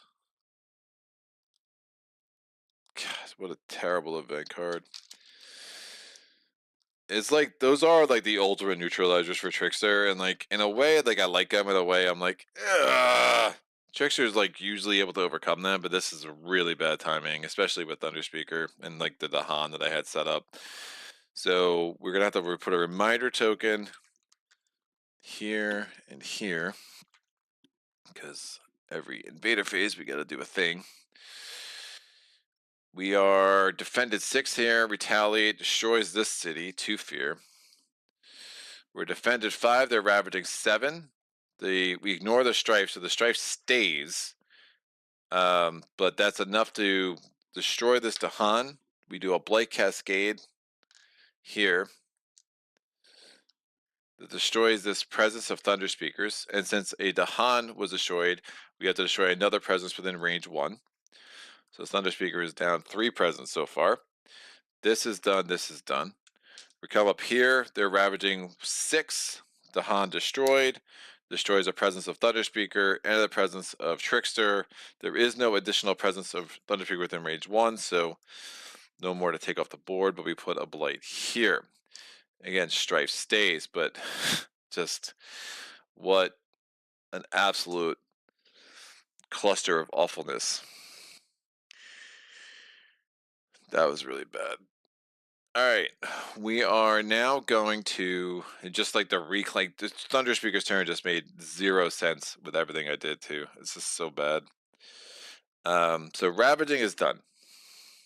All the blights, all the strife stays. So maybe that will be a little bit of a saving grace for next turn. I'd much rather have they've been taken off the board this turn for obvious reasons. After the ravage step, we have to add towns. We add a town here. We add a town here. Again, only inland towns and a town here. We go to the build step. We skip the lowest number of land, match an invader card on each board. So we're not going to build here. We are building a city here, which is, oh wait, this Dahan survived, would have retaliated, and would have wiped out this town. So that's a fear card. So that's helpful because then it builds a town here. Nothing to build here, and it's not coastal, so we're good. And we build a town. Now we build a city here. Oh, that's super gross. All right, we now go to this board. We skip the lowest number of land on each board, so we don't build in 2.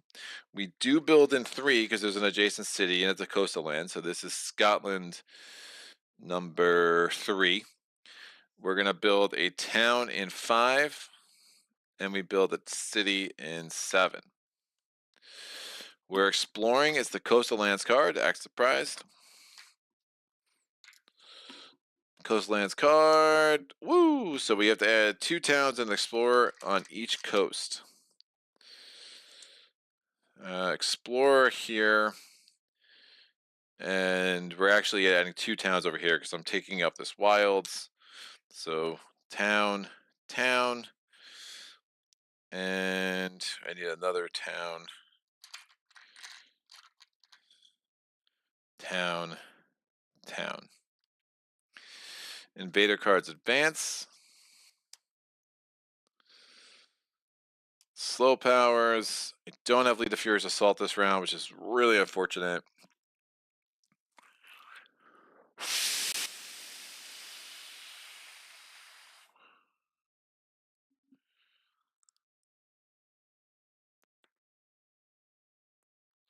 Yeah, I don't even know what adding Strife does for me right now.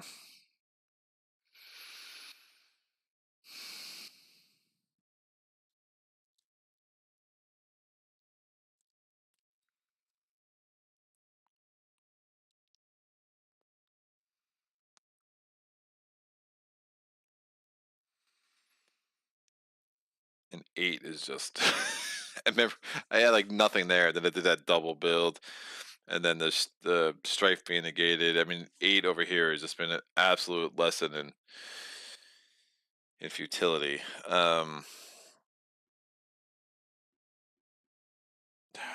8's a problem, 7's a problem, 5's a problem, 4's a problem. Not to mention the coastal lands. Oh, this is also super special. I lost 3 of Thunderspeaker's presence. Thunderspeaker has 4 presence on the board, all of it over there. Just like, okay. That's one way to make this work. We lost 2 Dahan on board B, which is super bad. We can.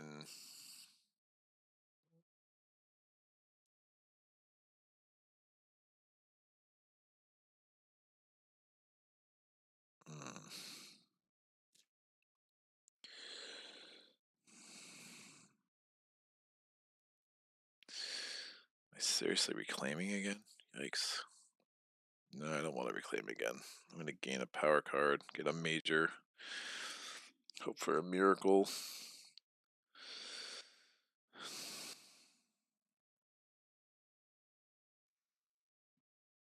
So we have Impersonate Authority.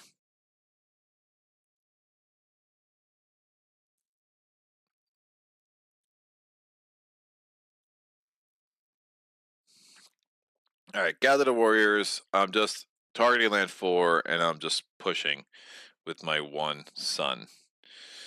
And then over here, impersonate authority. We're gonna spend an energy and add 2 strife into land 1, and then we'll figure out the rest of this next turn. So 1 and 2. I'm gonna take a quick break. Oh, George, what's up? Hope today goes better than yesterday. Dude, yesterday was super fun. Dude, I thought yesterday was gonna be an utter disaster, man. The fact that I came down to a roll was I thought that was really, really fun. But yeah, it was a loss. But man, I don't mind losing. I don't mind losing when it feels like a really fun challenge that it's like had I had a little bit more experience with the game. Plus, like I feel like I learned so many rules so much better just by putting that up, and that's, to me, that's a good day. So like I was really happy with how that went, considering how I thought it might go. What I said at the beginning of that playthrough, I was like, I'm scared. That wasn't a total joke. I was like, I'm a little worried this is going to be the worst video I've ever put on the channel. And I actually really feel like it was one of the best for a lot of reasons. So that's cool. I'm going to take a quick break here.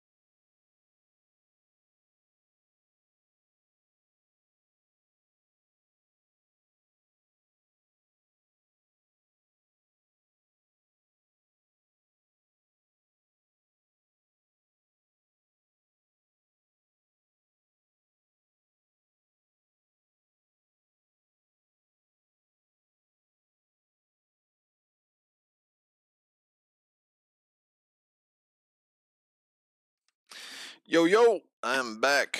So sorry about that. All the talk of wetlands was doing things to me, I guess. All right, these are all out.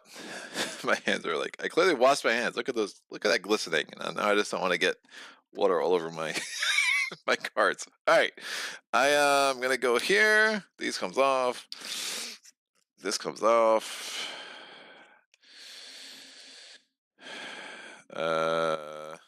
Yeah. So Thunderspeaker definitely has to reclaim.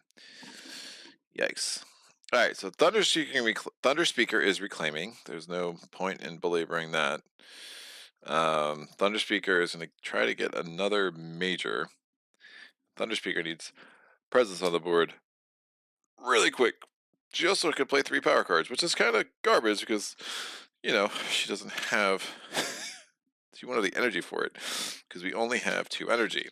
Do I have any 0 energy cards? So I'm only going to have 2 energy this turn because I spent all my energy last turn. I do not. So I guess I should get a minor and a major.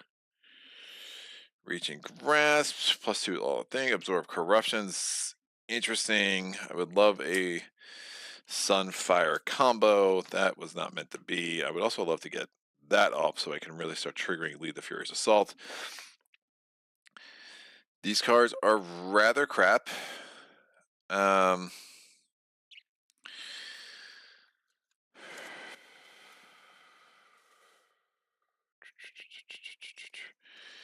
these are not great.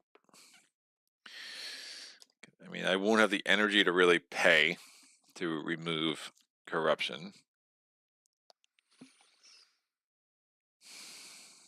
Not sure what.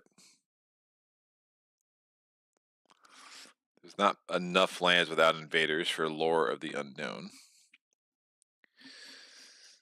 Not sure gathering a blight makes much sense. An isolate power would have been really nice. I mean, this is, I think whatever I'm just gonna get a major, I think, and whatever I get, I'm just throwing away. Because these are really bad for what I'm trying to do here. Yeah, these are just really bad. What a garbage power draw. Great. So I'm just gonna take Absorber Corruption and then get a major and drop it. So Tsunami. Oh, just absolute whiff. Just an unbelievable whiff on elements. What is happening, man?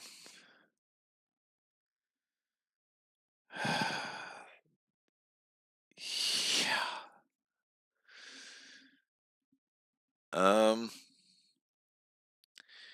That's unfortunate. I hate all of these. A lot.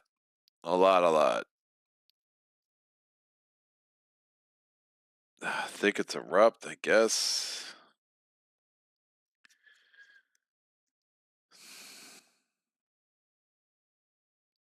Yeah. I mean, there's nothing much else to do here. So, but it just so misses my elements. Like all of this is just absolutely misses the point of what I'm trying to do. And I can get rid of Sun and Ambush and get Pent Up Calamity. That's almost like a fair trade. And then I keep Absorb Corruption for when I get some more energy. Yeah, great. I'll get rid of Sun and Ambush. I'll keep Pent Up Calamity. That's a really unfortunate card draw. I have 3 card plays and I can only afford to do 2, and that's fine. Yikes. We'll see what a Defend 3 does, and we will have Devouring Ants. And then just try to get a bunch of energy for next turn. So I got my 2 energy, I spent my 2 energy, we'll do my element check. 2. God, this game is going so well, and then it just absolutely fell the frig apart. Yeah, I don't even have a single fire. I don't have Lead the Fury's Assault again. That's really bad. That is very unfortunate. Can I get 8? No, man, that's really gross. Alright. Nope. No Lead the Fury's Assault. We do have 2 animals, 2 air, 2 sun, and no fire. Yikes. Alright, we're going to gain a power card. I'm going to gain a major.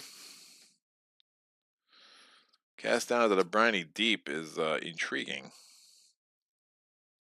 We'll never get those elements. Fire and Flood is speaking my love language.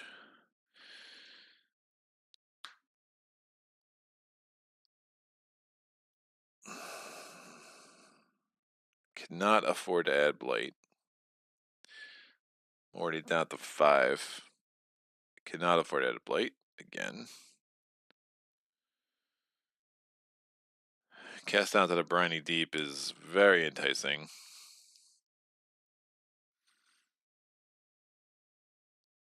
It's very expensive. These are all very expensive. It's freaking nuts, dude. None of them have an air. Like I wish I did this in reverse order. Like this is really bad. Really bad. It's an air here.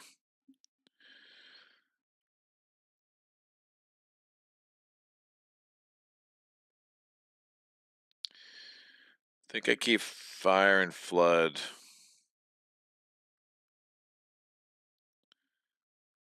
It just means I can't play 3 cards this turn.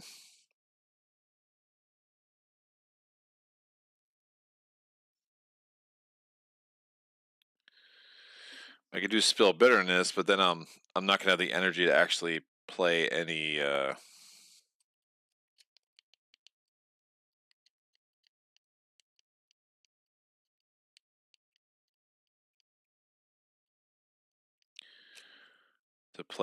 double stripes, and that's kind of a non-starter.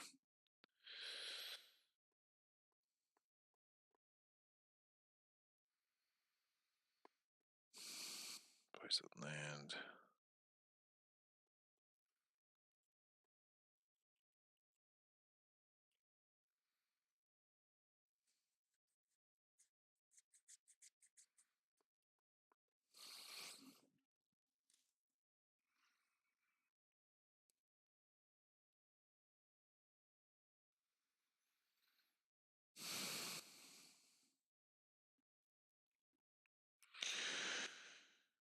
I'm in serious trouble.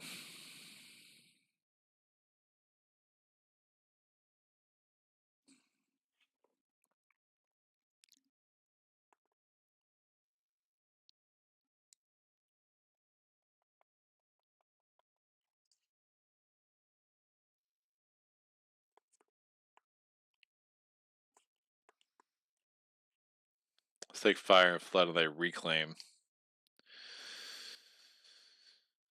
I don't love that though.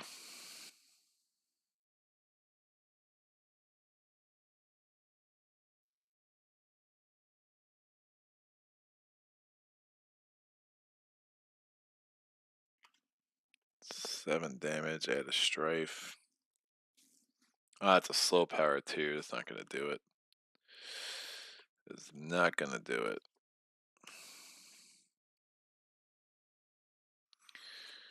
Just 3 adjacent lands with Blight. Spill Bitterness. This is just really bad card draws. Like, woof. What is going on? It's really, really bad.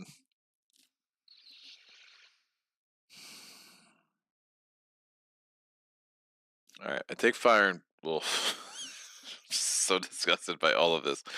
I take Fire and Flood.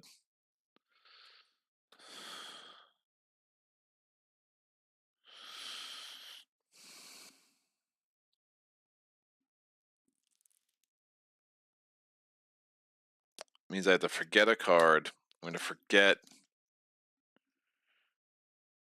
Impersonate Authority. So I just can't keep playing it. I'm going to spend an energy to reclaim.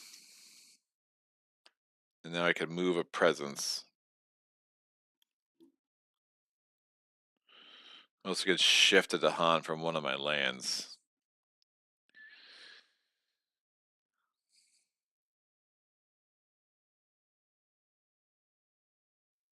The fact that that city's still there is just so bad. Like, that event really just turned this whole game on its head. I could let that Blight Cascade. I mean, what am I doing with 8 right now anyway? We're not even Terra level 2 yet either, which is the really gross part of all of this. What is happening?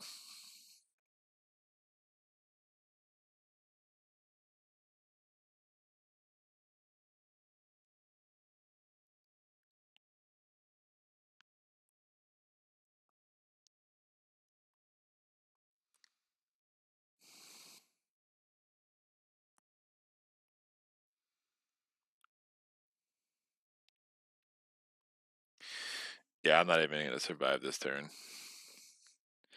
It's too much Blight. I got too many bad I got too many bad areas.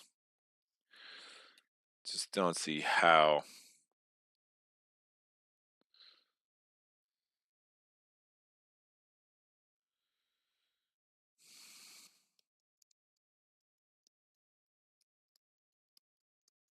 Yeah, I lost too much strife.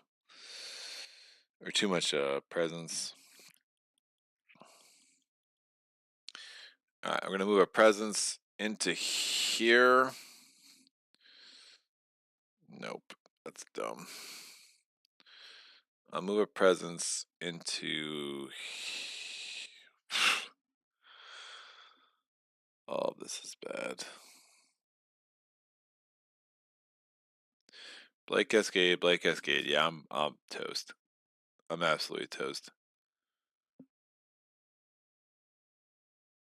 This is that one event card. Absolutely sunk me. I can't come back from this, man. There's like nothing. There's no magical thing I can do with these cards.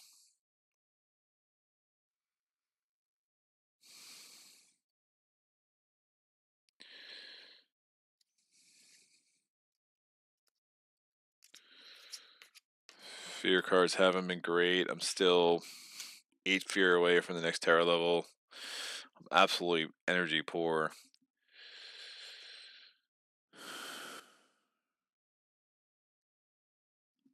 Got one of the OGs with memory fades, which is going to be super bad. I can move a presence, I can move a Dahan.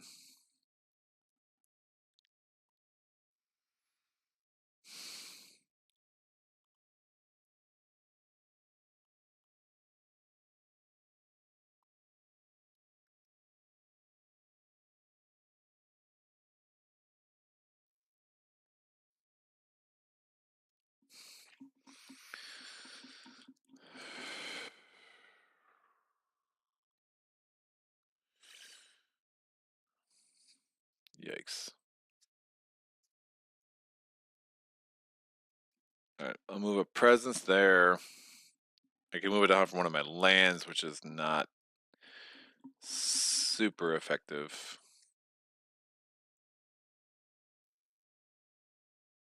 Yeah, so I have to do it this way. Move a presence there, moves this Dahan there. So I move the presence, I move the Dahan. That's both done. I have 3 cards. I get 2 energy from the presence track.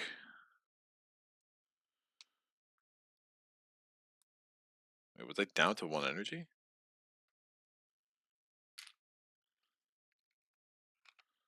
I had 2 energy left. I knew I could get to 7. I had 2 energy left. I don't know where I put it.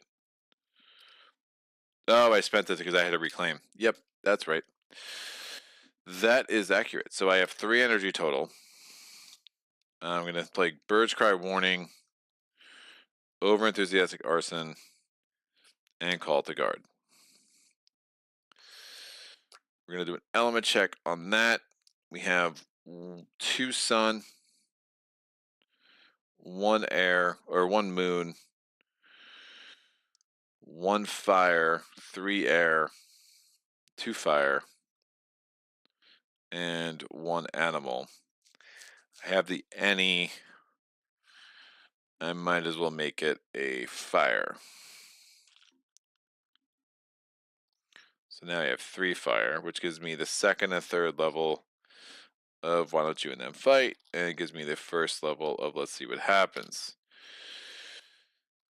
I'm going to need a miracle.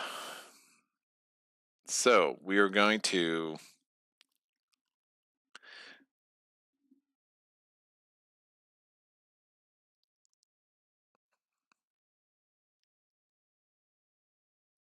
I don't have, I want a presence there. Woof.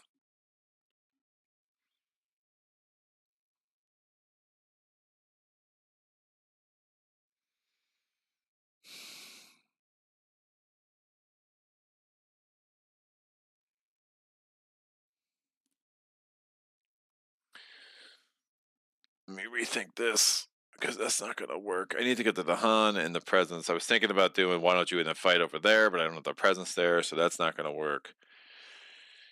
I don't want to remove any of those Dahan. Like losing 2 Dahan that last round was super bad. Like really, really bad. So I still have to move a presence and move a Dahan to try to set something up that makes any sense at all right now.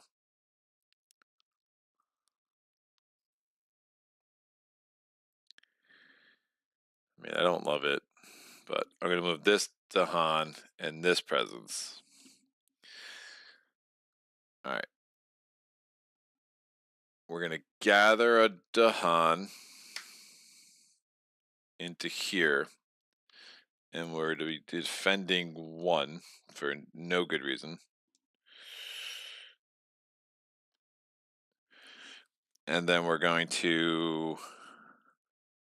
Actually, we'll just do the second thing. Anything add their move to there just takes the damage. It just makes more sense. So anything add to their move takes the damage into here. I'm going to add a strife, spend an a presence, or spend an energy. So I'm at 0 energy right now, which is going to make getting enough money for fire and flood like super hard. But doing 2 strife there. And then I'm going to have the strifed. I could just kill off that Dahan. Instead of trying to get lucky. Great. I'll have the Dahan without the strife and the Dahan with the town without the strife and the Dahan just kill each other. And we get a fear. So that's done. So no Blight Cascade issues there. I'm still super screwed there.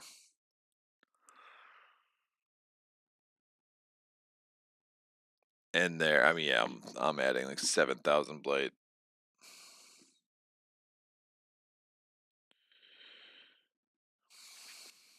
I can target here, push 3 Dahan into there. Thunderspeaker is going to defend 3 here. And we will destroy a town in land 2. Over enthusiastic arson. Does not have a fire. That's a fear. Let's see what happens.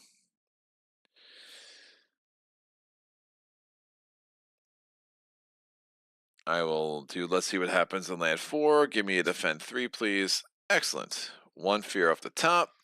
I do not have 3 suns. Or 3 moons. But 1 fear at the top and defend 5. So maybe we survive this. I can't keep because I don't have 2 moons. So that's done. Element check over here. I do have Gather the Warriors. And that's that. Invader phase, I have to forget a power or lose a presence. I will forget a power. I'll forget Bird's Cry Warning. And I will forget. I can't really keep losing presence to Thunderspeaker. She doesn't have a lot of presence on the board, but I do not want to forget a power card I haven't played yet, so that's fine. I will lose a presence here. So that's taken care of. We get the event card. You can hear it in my voice. I'm so like sad right now. Blighted Island. Remove 1 blight per player with a blight card. Each player may prevent this from being removed by destroying 2 of their presence. Like I just can't. I cannot. The world's vibrance fades. Yes, I feel that.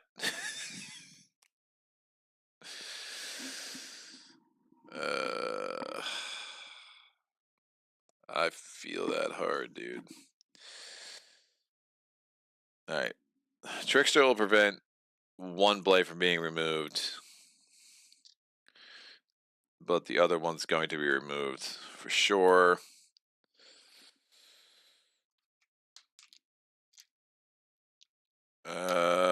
Beast chase off homesteaders, push up to 2 explorers or 1 town from a land with beasts.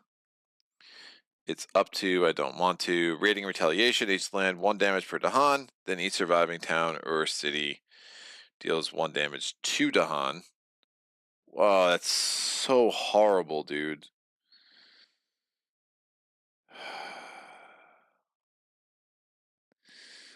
Alright. Land with towns or cities, but no Dahan. Land with towns or cities. They're going to kill this town. The surviving town gives 1 damage. That's a fear because the town died. So wait, 1, 2, yeah, kills, does 1 damage to the town. The town's destroy that Dahan. 4, nothing. 5, they kill this city. 2 fear. Their surviving towns kill 1 Dahan. I'm just getting all these Dahan wiped out. I already did 6. 7 has no Dahan, 8 has no Dahan. We go here. 1, they kill a town that already had stricken strife on it. Or actually, let me do it this way. 1 damage for Dahan. We're going to get this city down to 1 health. They're going to do 3 damage to Dahan. And again, this isn't a ravage, so it's not reduced to 0. Or is it? No. Oh, wait. Defend applies normally, and Strife applies normally? That's horrible.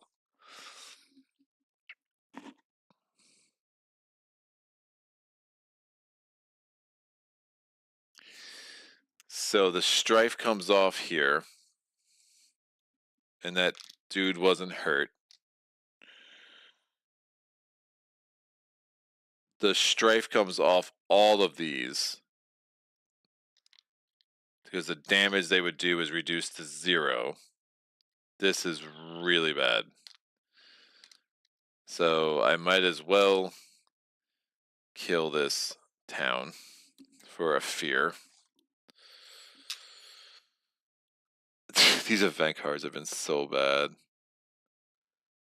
That's really gross. And there's no other places with towns. So basically, the next time they were doing damage, the Strife reduced the damage done to 0. Like, what a gross card, man. So I lost a bunch of Dahan. And I'm about to lose more. And we're going to get a Blight there, which would not have happened. Woof. Discord. Each player has a Strife and I'll have at least 2 invaders. I'm still at Terror level 1, which seems impossible.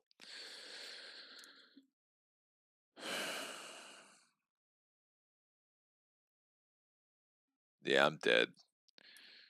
I mean, yeah,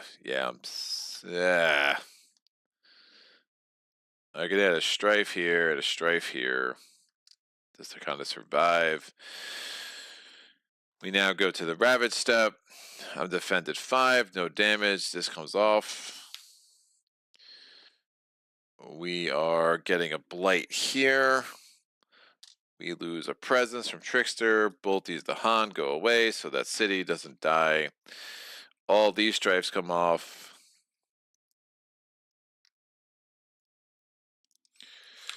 That's done on this board. We are ravaging 1, retaliate, this explorer goes away. We are ravaging 1 billion, we get a Blight Cascade.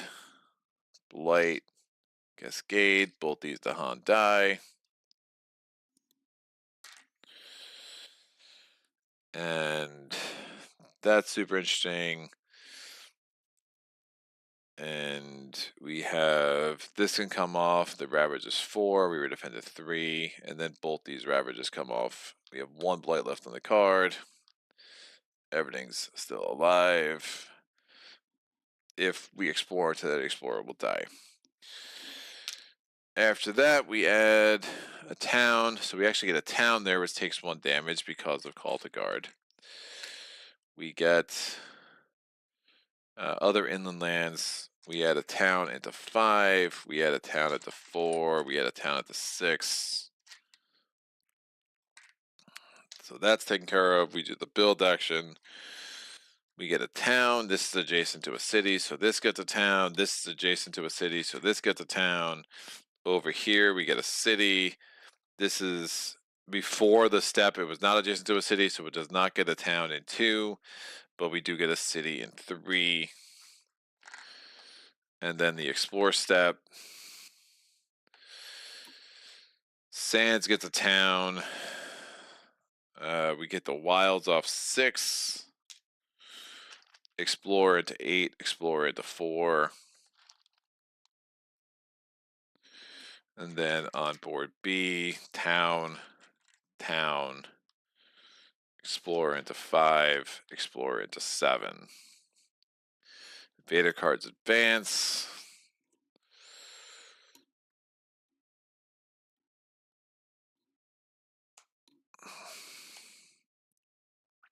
I can get one fear off the top. Fear card, terror level 2, and then I can kill this town here, which gives me another fear with devouring ants. And I literally have 3 Dahan left on the board. Oh, how the heck does that happen? That's just horrendous for Thunderspeaker. It's really bad. But I mean, I can gather these 2 here and then push them here and get all the Dahan together. But it ain't great. Let me push them. That's rough. All right, Tom Pace's does it. This heals. This is done. Discard.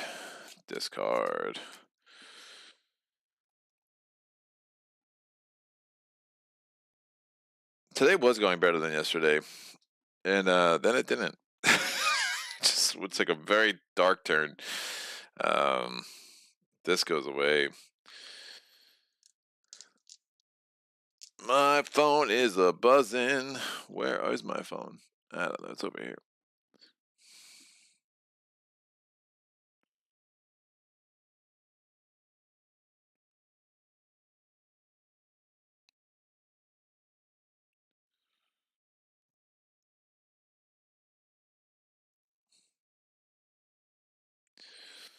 Nope.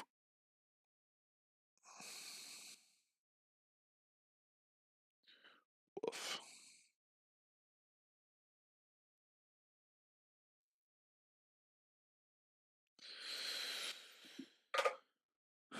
All right. These come off. I have the reclaim 1. Name brokety broke. But we're going to top track, get 4 energy.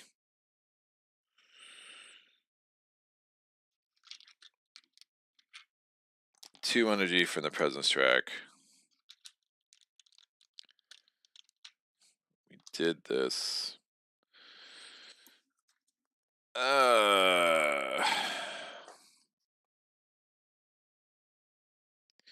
That's crazy. I'm just so energy poor. I'm broke. I can't afford I can't afford all these. That's really bad. I can reclaim 1 though, so that will help. Get a little defend 3 action. I'm gonna add that presence somewhere. And manifestation would be exciting. I don't think it's gonna make much sense.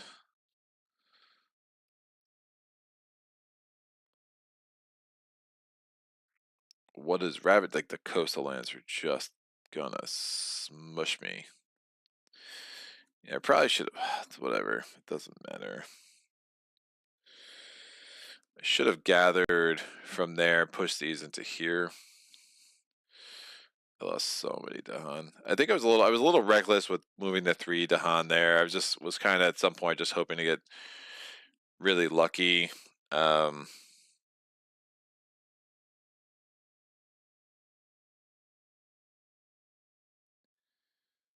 And there were just so many invaders there. Like it just the way it worked out was probably just a really bad. When I used Bird's Cry Warning, that was probably not totally thought through. And then when I had to like put the strife on, well, I just kind of realized that I was in a better place here. But yeah, it just kind of got pretty ugly. So Trickster was probably misplayed Trickster, but I got 5 presents on the board. I have 3 Dahan. Like there's no really viable path to victory here that I can see. And I mean, I don't know how I'm not gonna get smushed in the Ravage phase here. So it's kind of somewhat of a waste of time. We're gonna put these 3 out. It's the really unfortunate turn that came with those events. I mean, just 2 events that just absolutely smushed. I mean, the one like just wasting all those strife. Like that's a lot of strife that came off the board just to save 1 damage each instead of just actually allowing the strife to do its normal thing in the ravage step. I will add this presence here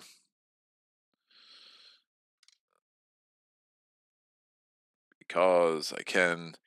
We're going to Trickster. So I did the reclaim thing. Trickster is also hella broke. Doesn't have a really good way to get unbroke. It's unfortunate.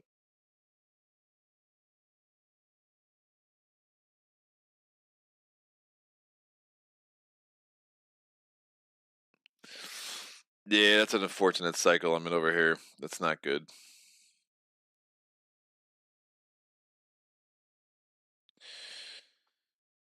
And I'm gonna have to get the 3 energy from this and spend one of the 3 to reclaim.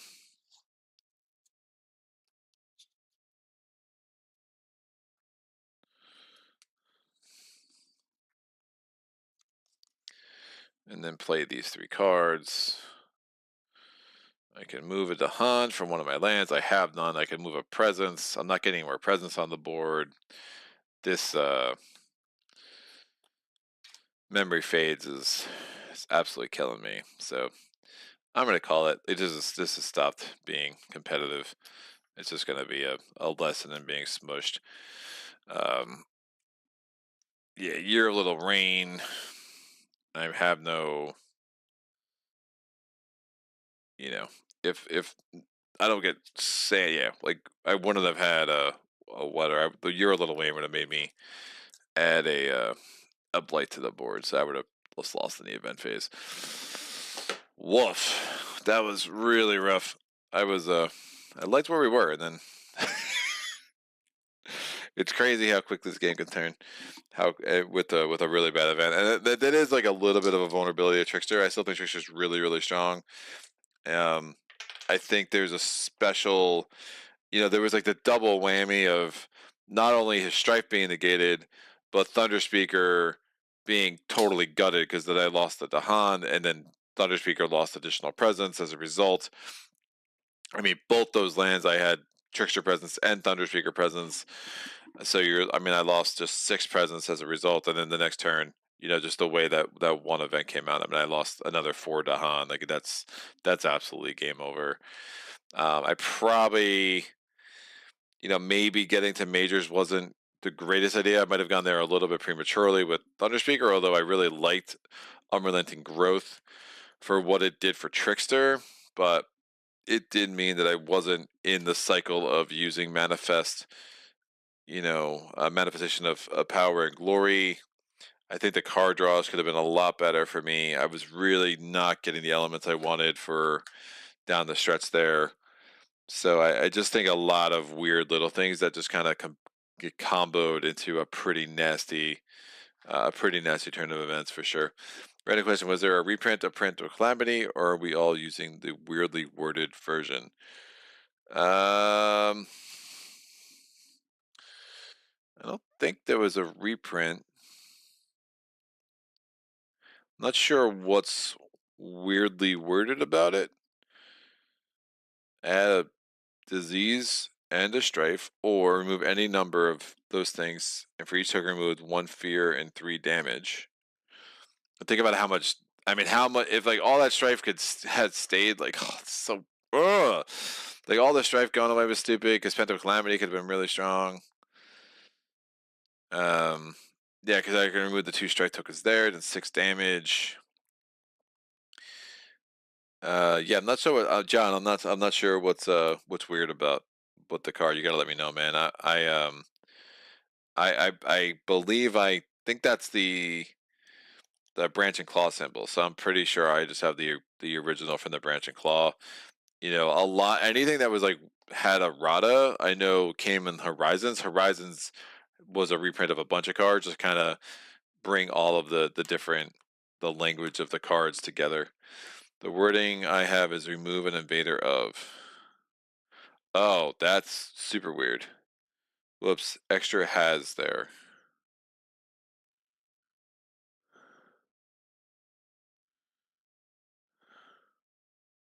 No, this says remove any number of beast disease. You might have a really old printing of this, man, because I mean, I got one of the earlier editions of Branch and Claw, and it reads pretty normal. So I know there was also like an update pack at some point. It was like $10 that had like all eroded cards. I don't think this was in that pack because I did get that at some point. But yeah, it's weird. I didn't know there was a faulty printing. But yeah, like I'm definitely bummed, man. That was like a I love this matchup, and that was like a really dark turn. It's almost like there's certain events that it's like, woof. Yeah, it was bad timing for pull together in adversity. I mean, that could have happened early; it'd have been fine. But like that was like a really awful round for that card to come up. And yeah, years a little rain would have been fine. Nah, man, like these events all seem War Touches Down the Shores would have been interesting early. War Touches Down the Shores is very interesting in Scotland, just with like the double cities. But yeah, I wiped out those land twos really quick, and we got that double build and jungle, and I was really trying to clear off B, and then that plan kind of went to crap with because remember, like the double build, the fact that I have any towns there means the like the level 6 escalation becomes a continual problem, and I just wasn't able. I had to make a choice of manifestation. Do I go over here to 3 and really start working on the coast over on Trickster's board, or I just was really never able to get control um, over that land again. So it just continued to go to crap. And right when I was at the cusp of getting at least some control, and then get all the strife gets negated, and here we are. So just a really, really weird playthrough. And probably could have made some better choices. I think. I mean, I'm definitely open for that. So happy to talk about strategies, but we'll be back. I don't know. I might actually swing back to this a third time at some point. I do the next time on though. We are going to do David's patron challenge. So we got Shroud, we got Fangs. Excited about that one. And so anybody has any recommendations or scenarios they want to see with Shroud and Fangs or adversaries, definitely let me know in the comments below. I will. I'll take it all into consideration, and we'll get a pretty cool matchup getting going. So John and Tony and Jason, Sajid and George. I'll tell you what, things are great until Sajid showed up. So I don't know what Spirit Island Manticore, he's sold his soul to to make that happen. But that was unfortunate. That was a very unfortunate turn of events here, and I am displeased, as I say. But this is private joke there, but it's not really worth getting into.